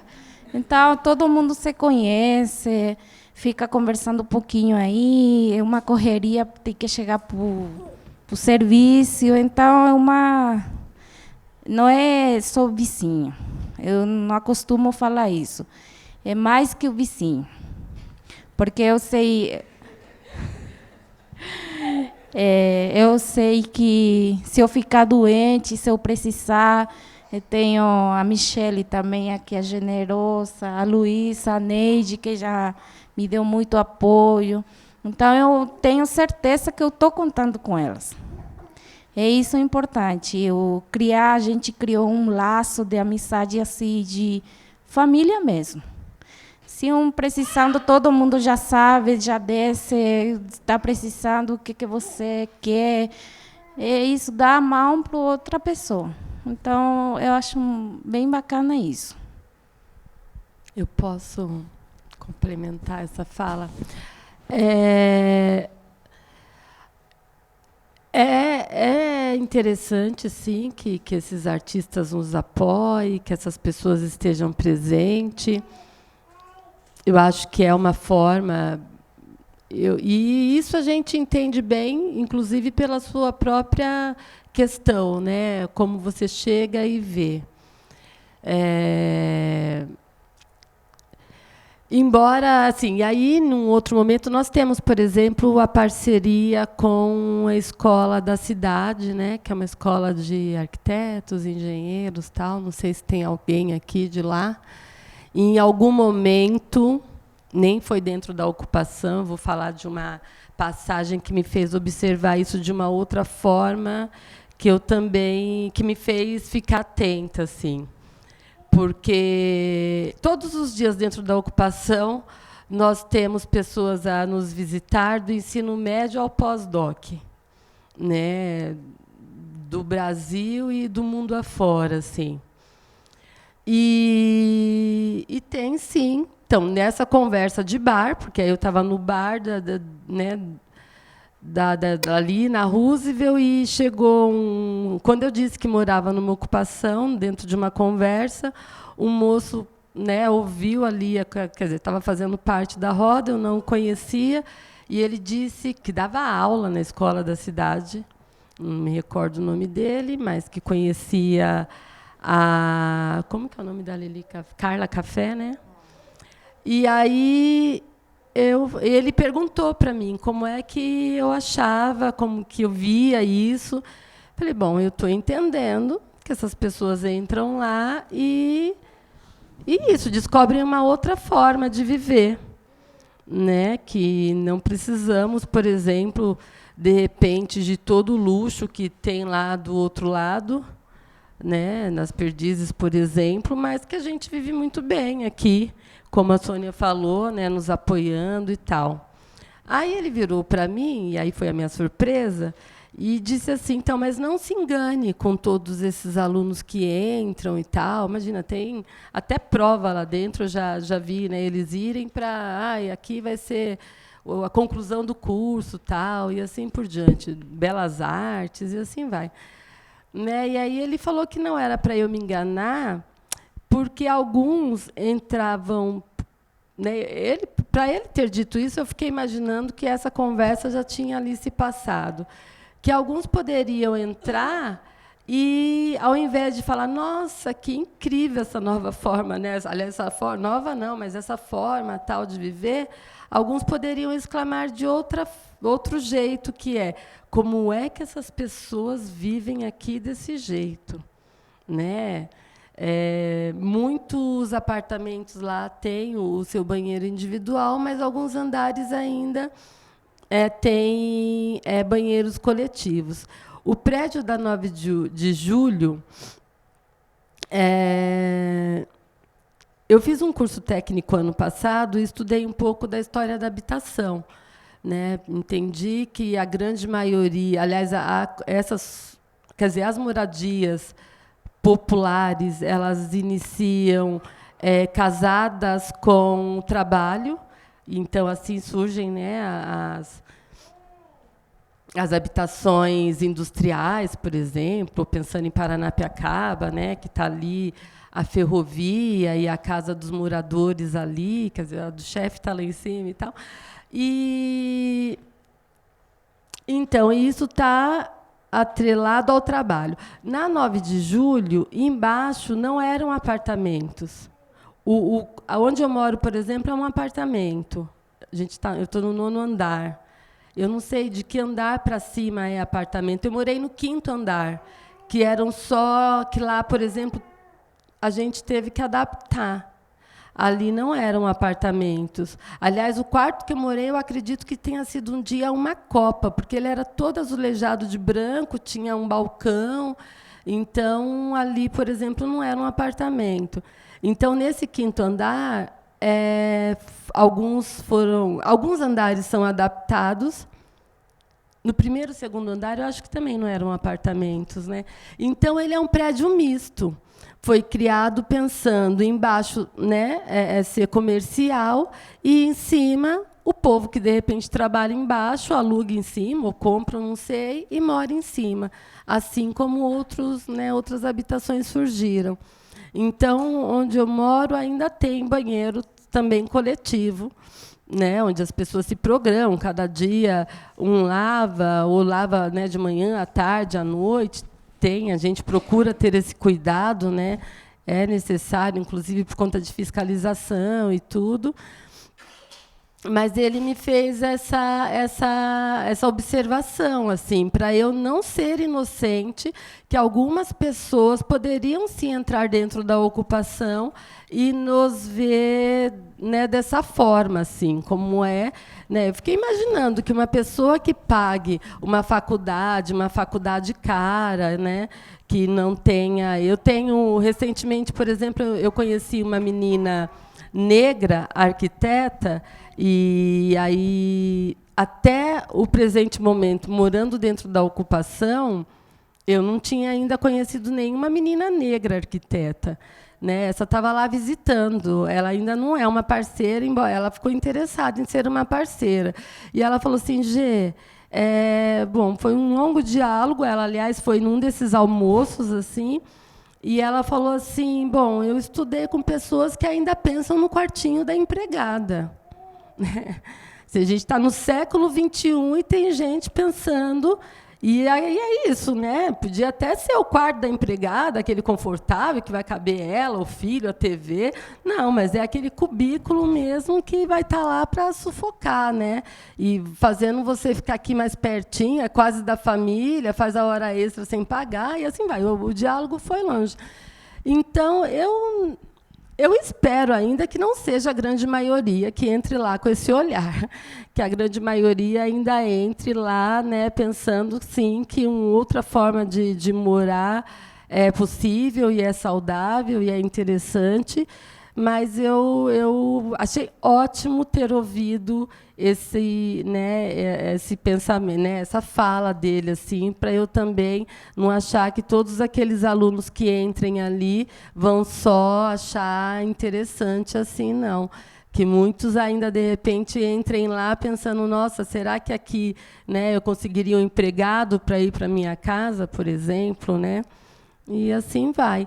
Mas a maioria, então, no geral é positivo, né? No geral é positivo os artistas estarem, mostrarem assim, né? A gente abrir as casas para. Eu confesso que, ao contrário da Sônia, às vezes eu me sinto meio rato de laboratório, mas tudo bem também, porque sou eu que permito ou não que entrem na minha casa, né? Então também não sofro assim por isso, não. E quando também não tô com poucas palavras, só bom dia, boa tarde e vou embora. Hoje, mas está lá. Assim, eu queria falar também que assim, como artista nesse lugar também, né, que o André colocou, a Carmen, ela percebeu que a ferramenta da arte era uma ferramenta política. Depois do filme era o Hotel Cambridge, foi que abriu as residências, porque ela entendeu que a partir do cinema, a realidade do movimento ele entrava pelo viés do sensível, e, enfim, é uma outra forma.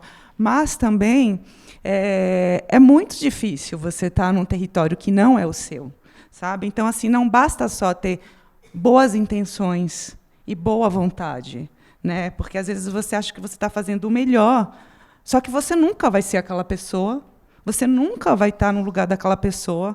Então não é assim, não é um trabalho também sobre o outro, eu acho. É como você conseguir fazer essas alianças de força, sabe? Só que por fazer essas alianças de força, por mais que você fortaleça para o social, porque eu acho que a ocupação 9 de julho ela virou esse grande escudo, que isso é uma força, é um cinturão, mas a relação de um para um com os habitantes, com as pessoas que moram lá, isso para mim é fundamental, sabe? Então, assim, você estabelecer essas relações e entender que você pode ter a melhor boa vontade, mas você pode estar sendo racista, sabe?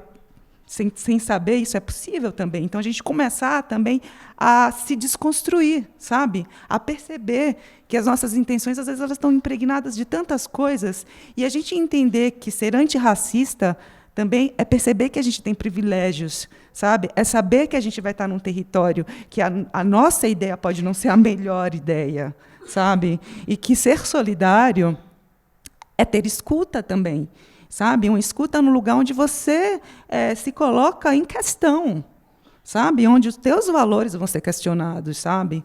Onde a gente vai estar num lugar que muitas vezes não é confortável, sabe? Mas as coisas se criam também nesse lugar de desconforto, de se questionar, de se colocar. Então, assim, sem romantismo, sabe? Quando a gente entra nos espaços sociais, e sem, como eu vejo que muitas pessoas entram achando que vai salvar o mundo, e que está ali, sabe? E aquilo te enche o teu ego, sabe? E te coloca num lugar muito confortável também, às vezes, e quase um lugar de resolver tuas culpas, sabe? Então, a gente tem que se colocar em vários espaços de questões internas, sabe? Se a gente quer estar mesmo construindo uma aliança, um lugar de força, sabe? Um lugar de se fortalecer. A gente não se fortalece se a gente estiver só num lugar de concordância, sabe? A gente se fortalece na hora que a gente se desestabiliza, sabe? E a gente se repensa, sabe? Então, assim, essa experiência, para mim, é uma experiência que eu acho que os coletivos e os artistas que estão entrando nesses territórios precisam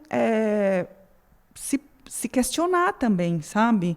Assim, porque tem muito romantismo em torno disso e tem muita ideia assim de um lugar de um certo heroísmo, um certo, sabe? Enfim, eu estou colocando isso tudo porque eu acho complicado também essa questão, como a Generosa falou, de você abrir as casas. Eu acho que isso, como vem da Sônia, é um desejo, e aí você abre uma coisa que é construída junto, mas isso não pode ser uma regra também, né? Essas são coisas que têm que ser negociadas, certo? E entender que é incrível também você estar num lugar de solidariedade, onde você conhece seu vizinho, mas você conhece seu vizinho porque está todo mundo numa situação muito difícil, né? Então, é uma solidariedade por uma falta muito grande, né, de muitas coisas. Então, ser solidário nesse lugar, de ser uma ajuda mútua, né? E que também não é fácil, mas que também tem dificuldades no sentido das diferenças, sabe? Então, vai ter sempre crises, sabe? Vai ter sempre problemas. E que eu falo sempre, mas, gente, a coisa mais incrível é você olhar para um problema, você viver a crise, você viver todos os ruídos, mas encarar, negociar, entender, avançar, seguir, sabe? Porque os problemas, eles vão existir. Não existe harmonia, sabe? São essas grandes ilusões que nos colocam, que gera todo tipo também de infelicidade, de frustrações. É problema, mas saber lidar com os problemas é a sabedoria. Isso nos alimenta, sabe? E, assim, essas mulheres sabem lidar com problemas, sabe? Elas sabem trabalhar em zonas de conflito, sabe? Elas sabem enfrentar todas as situações, que também não é fácil quando vem toda uma classe social, que são outros valores, Virgínia, sabe? Ai, mas eu posso só, desculpa te cortar, claro, só complementar por favor, a história de que todo mundo conhece todo mundo. Desculpa, nem é mesmo dentro da sua fala, é outra coisa que eu deixei de falar, que eu acho mesmo assim, o fato da gente não ter elevador faz mesmo com que a gente se conheça mais ainda, assim. Não, isso é sabe? Incrível, isso é incrível. E aí ontem... então, daí um está levando a sacola, o outro está sem nada, daí já ajuda e levanta.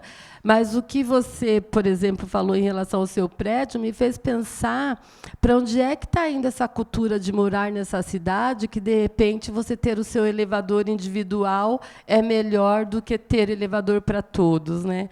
Eu conheci, por exemplo, né, uma pessoa assim que foi até um tanto mais próxima minha, mas que então daí comprou um apartamento, eram 4 apartamentos por andar, mas tinha elevador de cada lado para ele servir apenas 2 pessoas, para você ter, de repente, mesmo esse sentimento de que aquilo ali era exclusivíssimo seu. E eu fiquei, gente, mas que loucura que é esse negócio assim. Quando ele abria a porta do apartamento dele e o vizinho também, parecia uma coisa só, porque é isso, era muito pequeno, muito pequeno. E, no entanto, né, quer dizer, sei lá, hoje a gente mora numa casa que, se a gente quiser mudar os móveis, a gente muda, sabe, de lugar. Hoje se faz apartamentos onde está tudo lá colocado de um jeito que aquela pessoa que tem, de repente, a ideia de mudar as energias da casa não consegue, porque está tudo tão ali, né, assim, que você fala, é muito louco isso. Então, felizmente, a ocupação a gente não tem disso, né? É mesmo... É até estranho, então, e é isso. E é segurança para nós, porque a partir do momento que você vê uma pessoa que você nunca viu, já fica, quem que é aquele? Quem nunca vi, né, e tal. E nem é por fofoca, não, é para saber mesmo, né, morador novo, mudou quando, quem é, né, uma segurança para nós. Isso é maravilhoso. Hoje, assim. eu morei no 15º andar, né, e todo mundo falava, nossa, mas não tem elevador. Eu falei, gente, vocês não sabem o que é as escadas. É o lugar, a escada é o lugar mais incrível, porque é um lugar onde a gente para, descansa. Aí uma pessoa vende geladinho, né, chupa-chupa, outro vende... É rua também, né? É o lugar que um ajuda o outro, um conversa, um conhece o outro. Então, é um espaço comum a todos. Era um espaço que parecia que eu estava numa praça também, porque tinha pessoas que estavam vendendo coisas, e a gente se encostava e trocava uma ideia, e um ajudava o outro. Tinha o Pique, ele também ficava muito ajudando a levar os bujões, e ele meio tirava uma grana também com isso. A Michelle para comprar bolo. Tem bolo, aí vende um bolo ali. É outra forma de pensar os espaços, né, de pensar a casa, de pensar, sabe, é muita vida, na verdade, sabe, é muita vida. A primeira vez que meu vizinho bateu na porta perguntando se eu tinha açúcar para emprestar, eu fiquei assim maravilhada, muito feliz mesmo. Falei, nossa, quanto tempo, porque eu vivi isso na minha infância. Há quanto tempo eu não vivia isso? Era um adolescente, sabe, assim, 15 aninhos, tal. Foi muito engraçado. Bateu. Ah, você tem um pouquinho de açúcar para me emprestar? Eu, nossa, tenho sim, claro. E foi muito, sabe? E depois eu me senti no mesmo conforto, né? Um dia faltou, nem sei o que foi, acho que isqueiro, precisava acender o fogão, que não estava funcionando lá, o elétrico, daí ele, tenho. Então a gente tem, né, esse lugar assim que é delicioso, assim, e que me faz voltar mesmo o que eu vivi na periferia. Que até lá isso muito se perdeu, porque na periferia da minha infância não tínhamos muro, e hoje já tem, né? Tá tudo, nem lá mais tem a terra para pisar, né? Eu queria também lembrar, desculpa se me alongar aqui, que nós falamos muito do centro, de estar no centro e tal, mas eu acho que esse desejo, ele, claro, existe, porque a periferia está necessitada, né, desses aparelhamentos que a gente tem aqui. Então, também, nesse lugar da minha infância, eu também não tinha calçada. Só recentemente, inclusive, o meu pai mora entre divisa de São Paulo e Itapecerica da Serra. Daí ficava aquele jogo, não, essa calçada quem faz é Itapecerica, não, é São Paulo, não. Então, foram anos que eu descia do ônibus e aí eu tinha que tomar o cuidado para não ser ou atropelada ou não cair no córrego, que, claro, um dia tinha sido límpido, tinha sido, né, mas que hoje já está lá, né, daquele jeito deplorável, e então tinha que ter esse cuidado. Felizmente, hoje, nem sei com que prefeitura que fez, foi resolvido, mas foram muitos anos.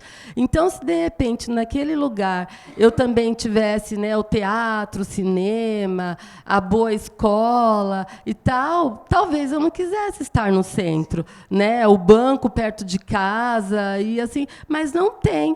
Então, essa necessidade de repente, estar onde temos os aparelhos. Ela quer falar. Essa sua fala da periferia estar...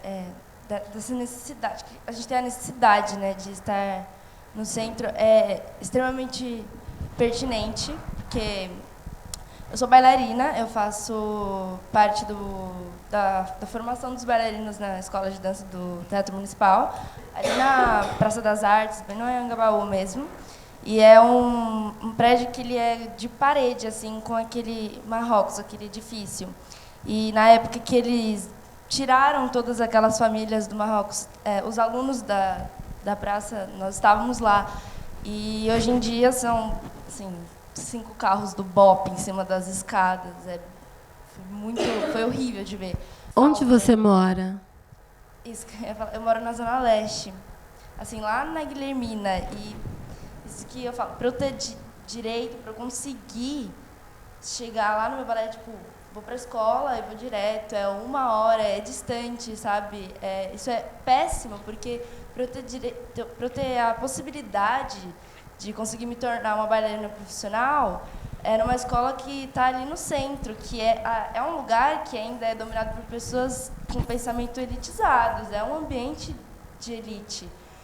E é longe, sabe? Porque... Bom, é isso, a sua fala acaba, né, trazendo muito do que a gente trouxe aqui mesmo, que é a gente meio que, eu digo mesmo, assim, sair mesmo da periferia por conta... E quando morava na periferia, dizia, eu estou indo em tal lugar, e eu tinha que atravessar, né, ali toda para estar aqui. Quem mora lá fala, sério?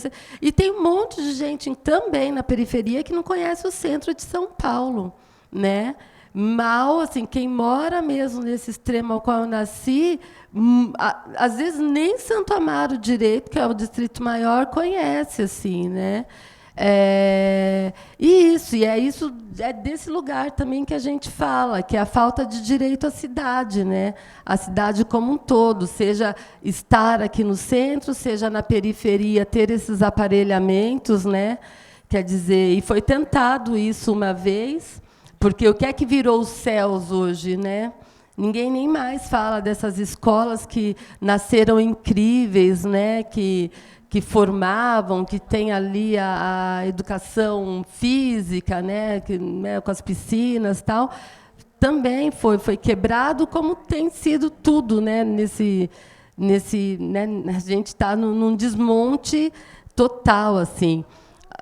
Sei lá, até podia pegar o seu gancho de pensar que quando o último, né, agora governador, mas quando entrou como prefeito, o cara entra, e aí eu fiquei, mas que arte será que ele gosta? Porque entrou cortando a grana dos músicos, né, da orquestra sinfônica da cidade.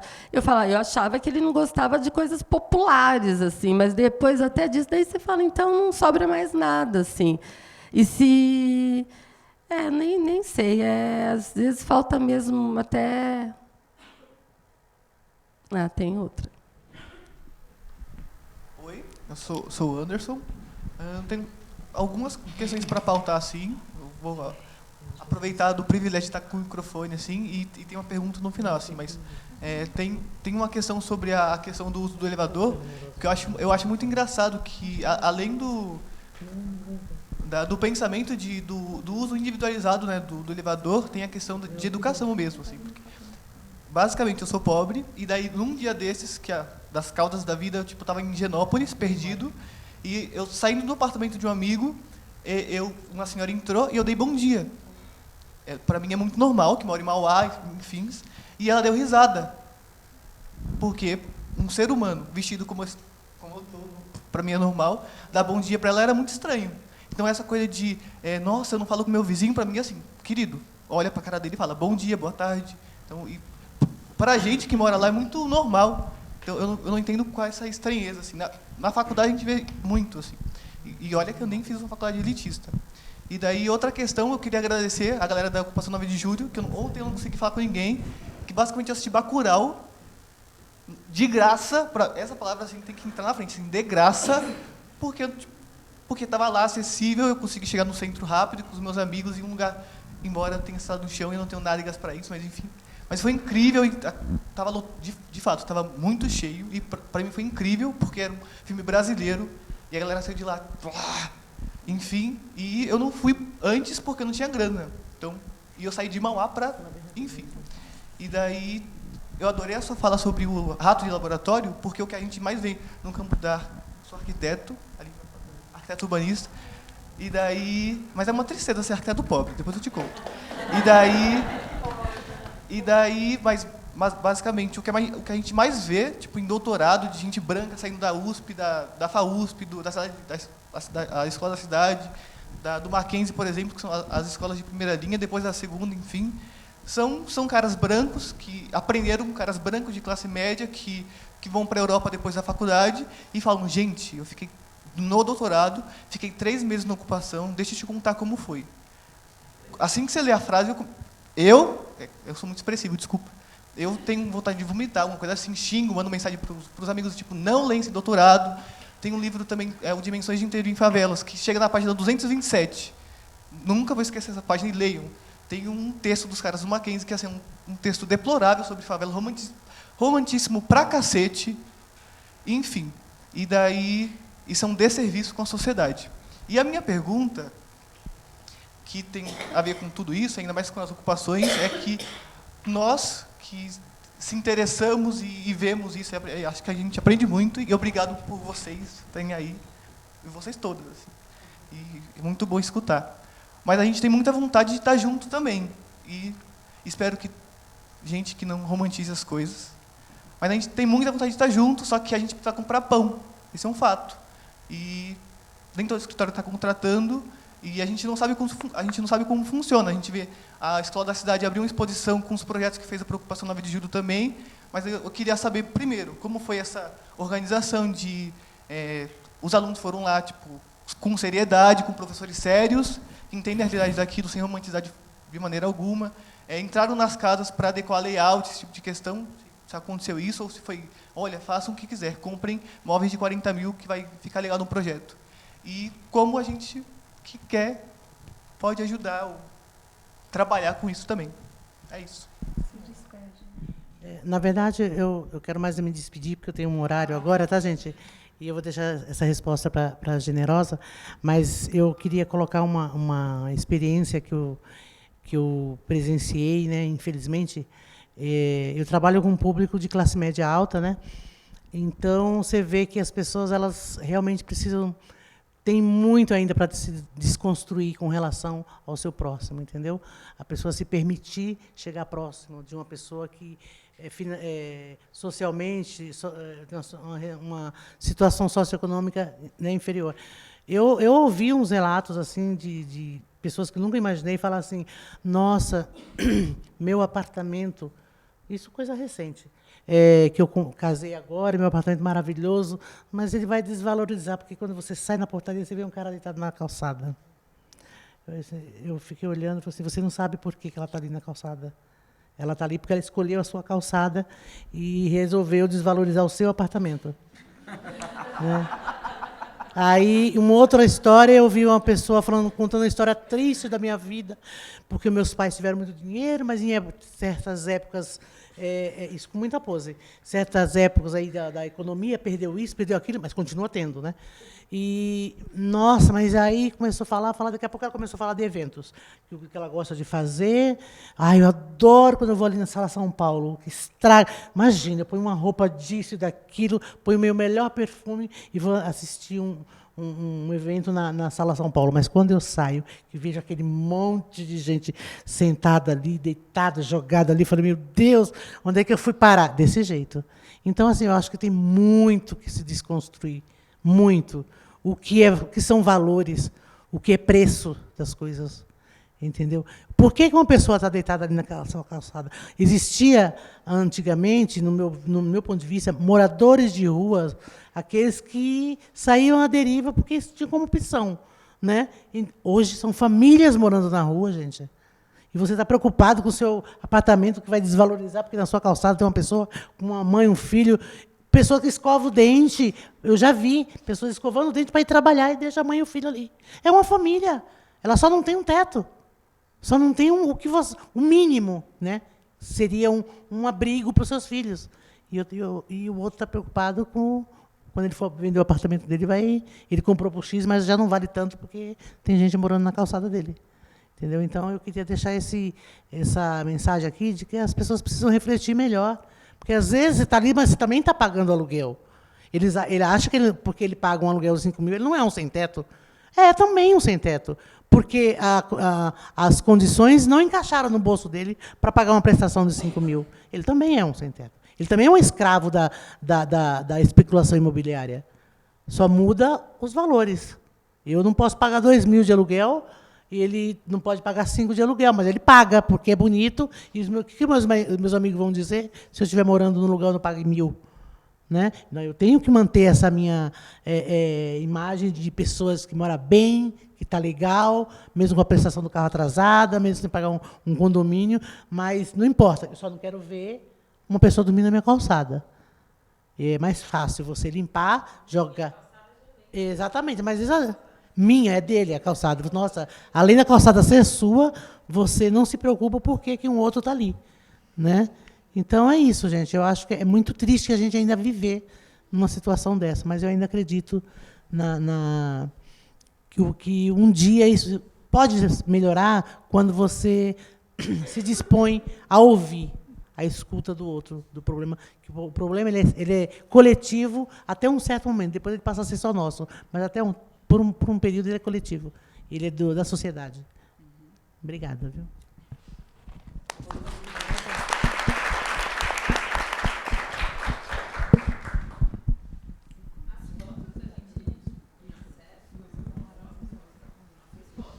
As fotos, eu vi que tem um catálogo aqui, né, do próprio MASP, que carrega toda essa exposição, né? Sim, tem um catálogo da exposição com parte da série. É importante falar uma coisa em relação às fotos. Mas eu quero... Né, que as fotos foi feita em colaboração com um amigo meu que é fotógrafo, o Marcos Simardi. Ele é fotógrafo de arquitetura, ele não costuma fotografar retratos, mas no período, assim, eu pensei também muito na arquitetura como um protagonista, porque é o espaço de luta, espaço de resistência. Então, eu convidei o Marcos para fazer essas fotos. E o PB também, para que criasse também uma harmonia entre todas as imagens ali, essa questão da cor, às vezes uma vai mais para frente, para trás, e aí você vira toda uma imagem com a mesma pulsão assim, de vibração, arquitetura, corpos, luta. Foi um pouco sobre isso. Então, assim, é importante colocar o Marcos Simardi nessa mesa aqui hoje. Sônia, quer falar com ele sobre você, Marineide? Eu não sei, assim,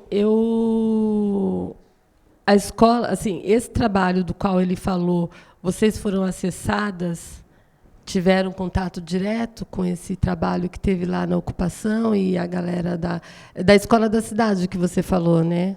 Hoje a escola da cidade chegou com a Carla Café. Sim. Era o Hotel Cambridge, certo? Que ela fez a parte toda da cenografia do filme.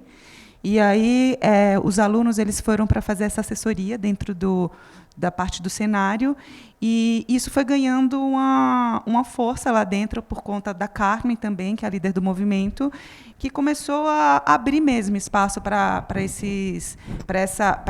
uma espécie de assessoria técnica, parceria, pensando também como isso pode fortalecer o movimento, assim como a arte, trazer outras pessoas para que estão pensando a cidade, né, mas que muitas vezes não têm uma experiência na cidade, né? Então tem esse ato aí, era um pouco esse exercício de ali ser um laboratório também, de discutir a cidade com pessoas que vivem isso no seu dia a dia. Assim, isso foi quando eu cheguei lá, eu soube disso e estava ali dentro também, porque era um novo coletivo, os artistas, né? Só que isso foi ganhando outras dimensões, que eu também não posso falar, porque também agora eu posso. Agora já completa. E atualmente, quer dizer, dentro da ocupação 9 de julho, quer dizer, você fala, então, de quando o filme surgiu e ainda do prédio anterior, e nesse prédio, é que eu lembrei agora que aquela nossa sala 10 é um projeto da Escola da Cidade. Então, hoje nós temos uma sala que ela é multifuncional, é até, inclusive, onde acontece o Cine Ocupa. Ontem foi né, foi um excepcional, porque se não tivesse sido ali, não teria entrado, sei lá, 100 pessoas, assim. Então, temos uma sala que é, então, como eu disse, ela é multifuncional, é onde acontecem as nossas assembleias e tal. Então, por conta dessa parceria, foi feito lá a Bienal, né, Internacional, acho que do ano passado, o ano retrasado, eu não me recordo agora em que ano, mas e aí nós temos uma marcenaria, então foram feitos, aliás, é uma coisa maravilhosa assim que nós temos lá, que é um móvel de encaixe e que ele vira qualquer coisa que você puder imaginar, assim, de mesa, banco, estante. Hoje foi a Bienal de Arquitetura que deixou esse móvel lá.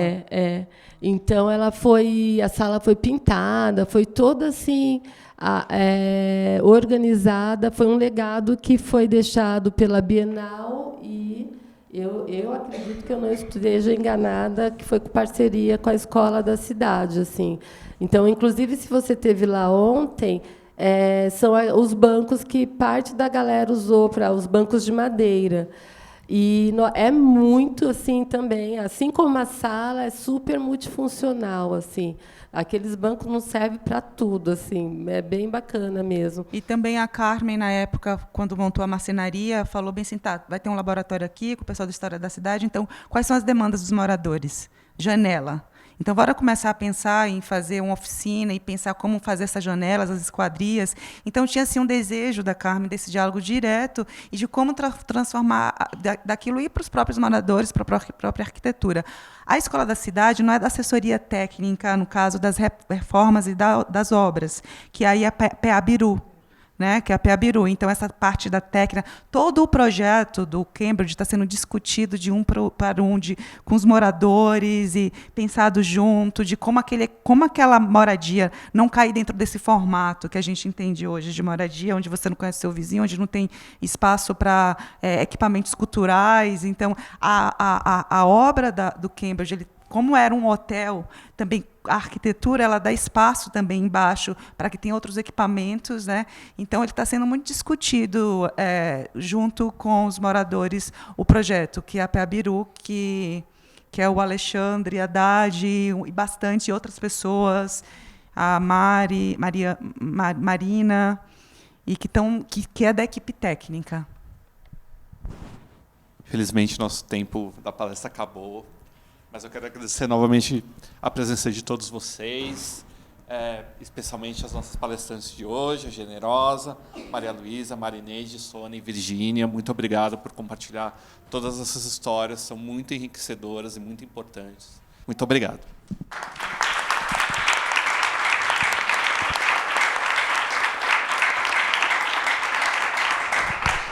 Só mais uma coisa, gente, os vídeos que eu fiz estão todos disponibilizados no Chama Alma de Bronze, no Vimeo. Então, vocês podem escutar também mais depoimentos, que são os vídeos depoimentos de outras militantes, e conhecer mais um pouco o movimento, que tem um filme de 33 minutos, que eu ocupei junto ao Cambridge em 2016. Então, tem desde os mutirões que as meninas falaram, do prédio como era, e todo o processo de mudança para chegar ao que é hoje. É isso. Obrigada.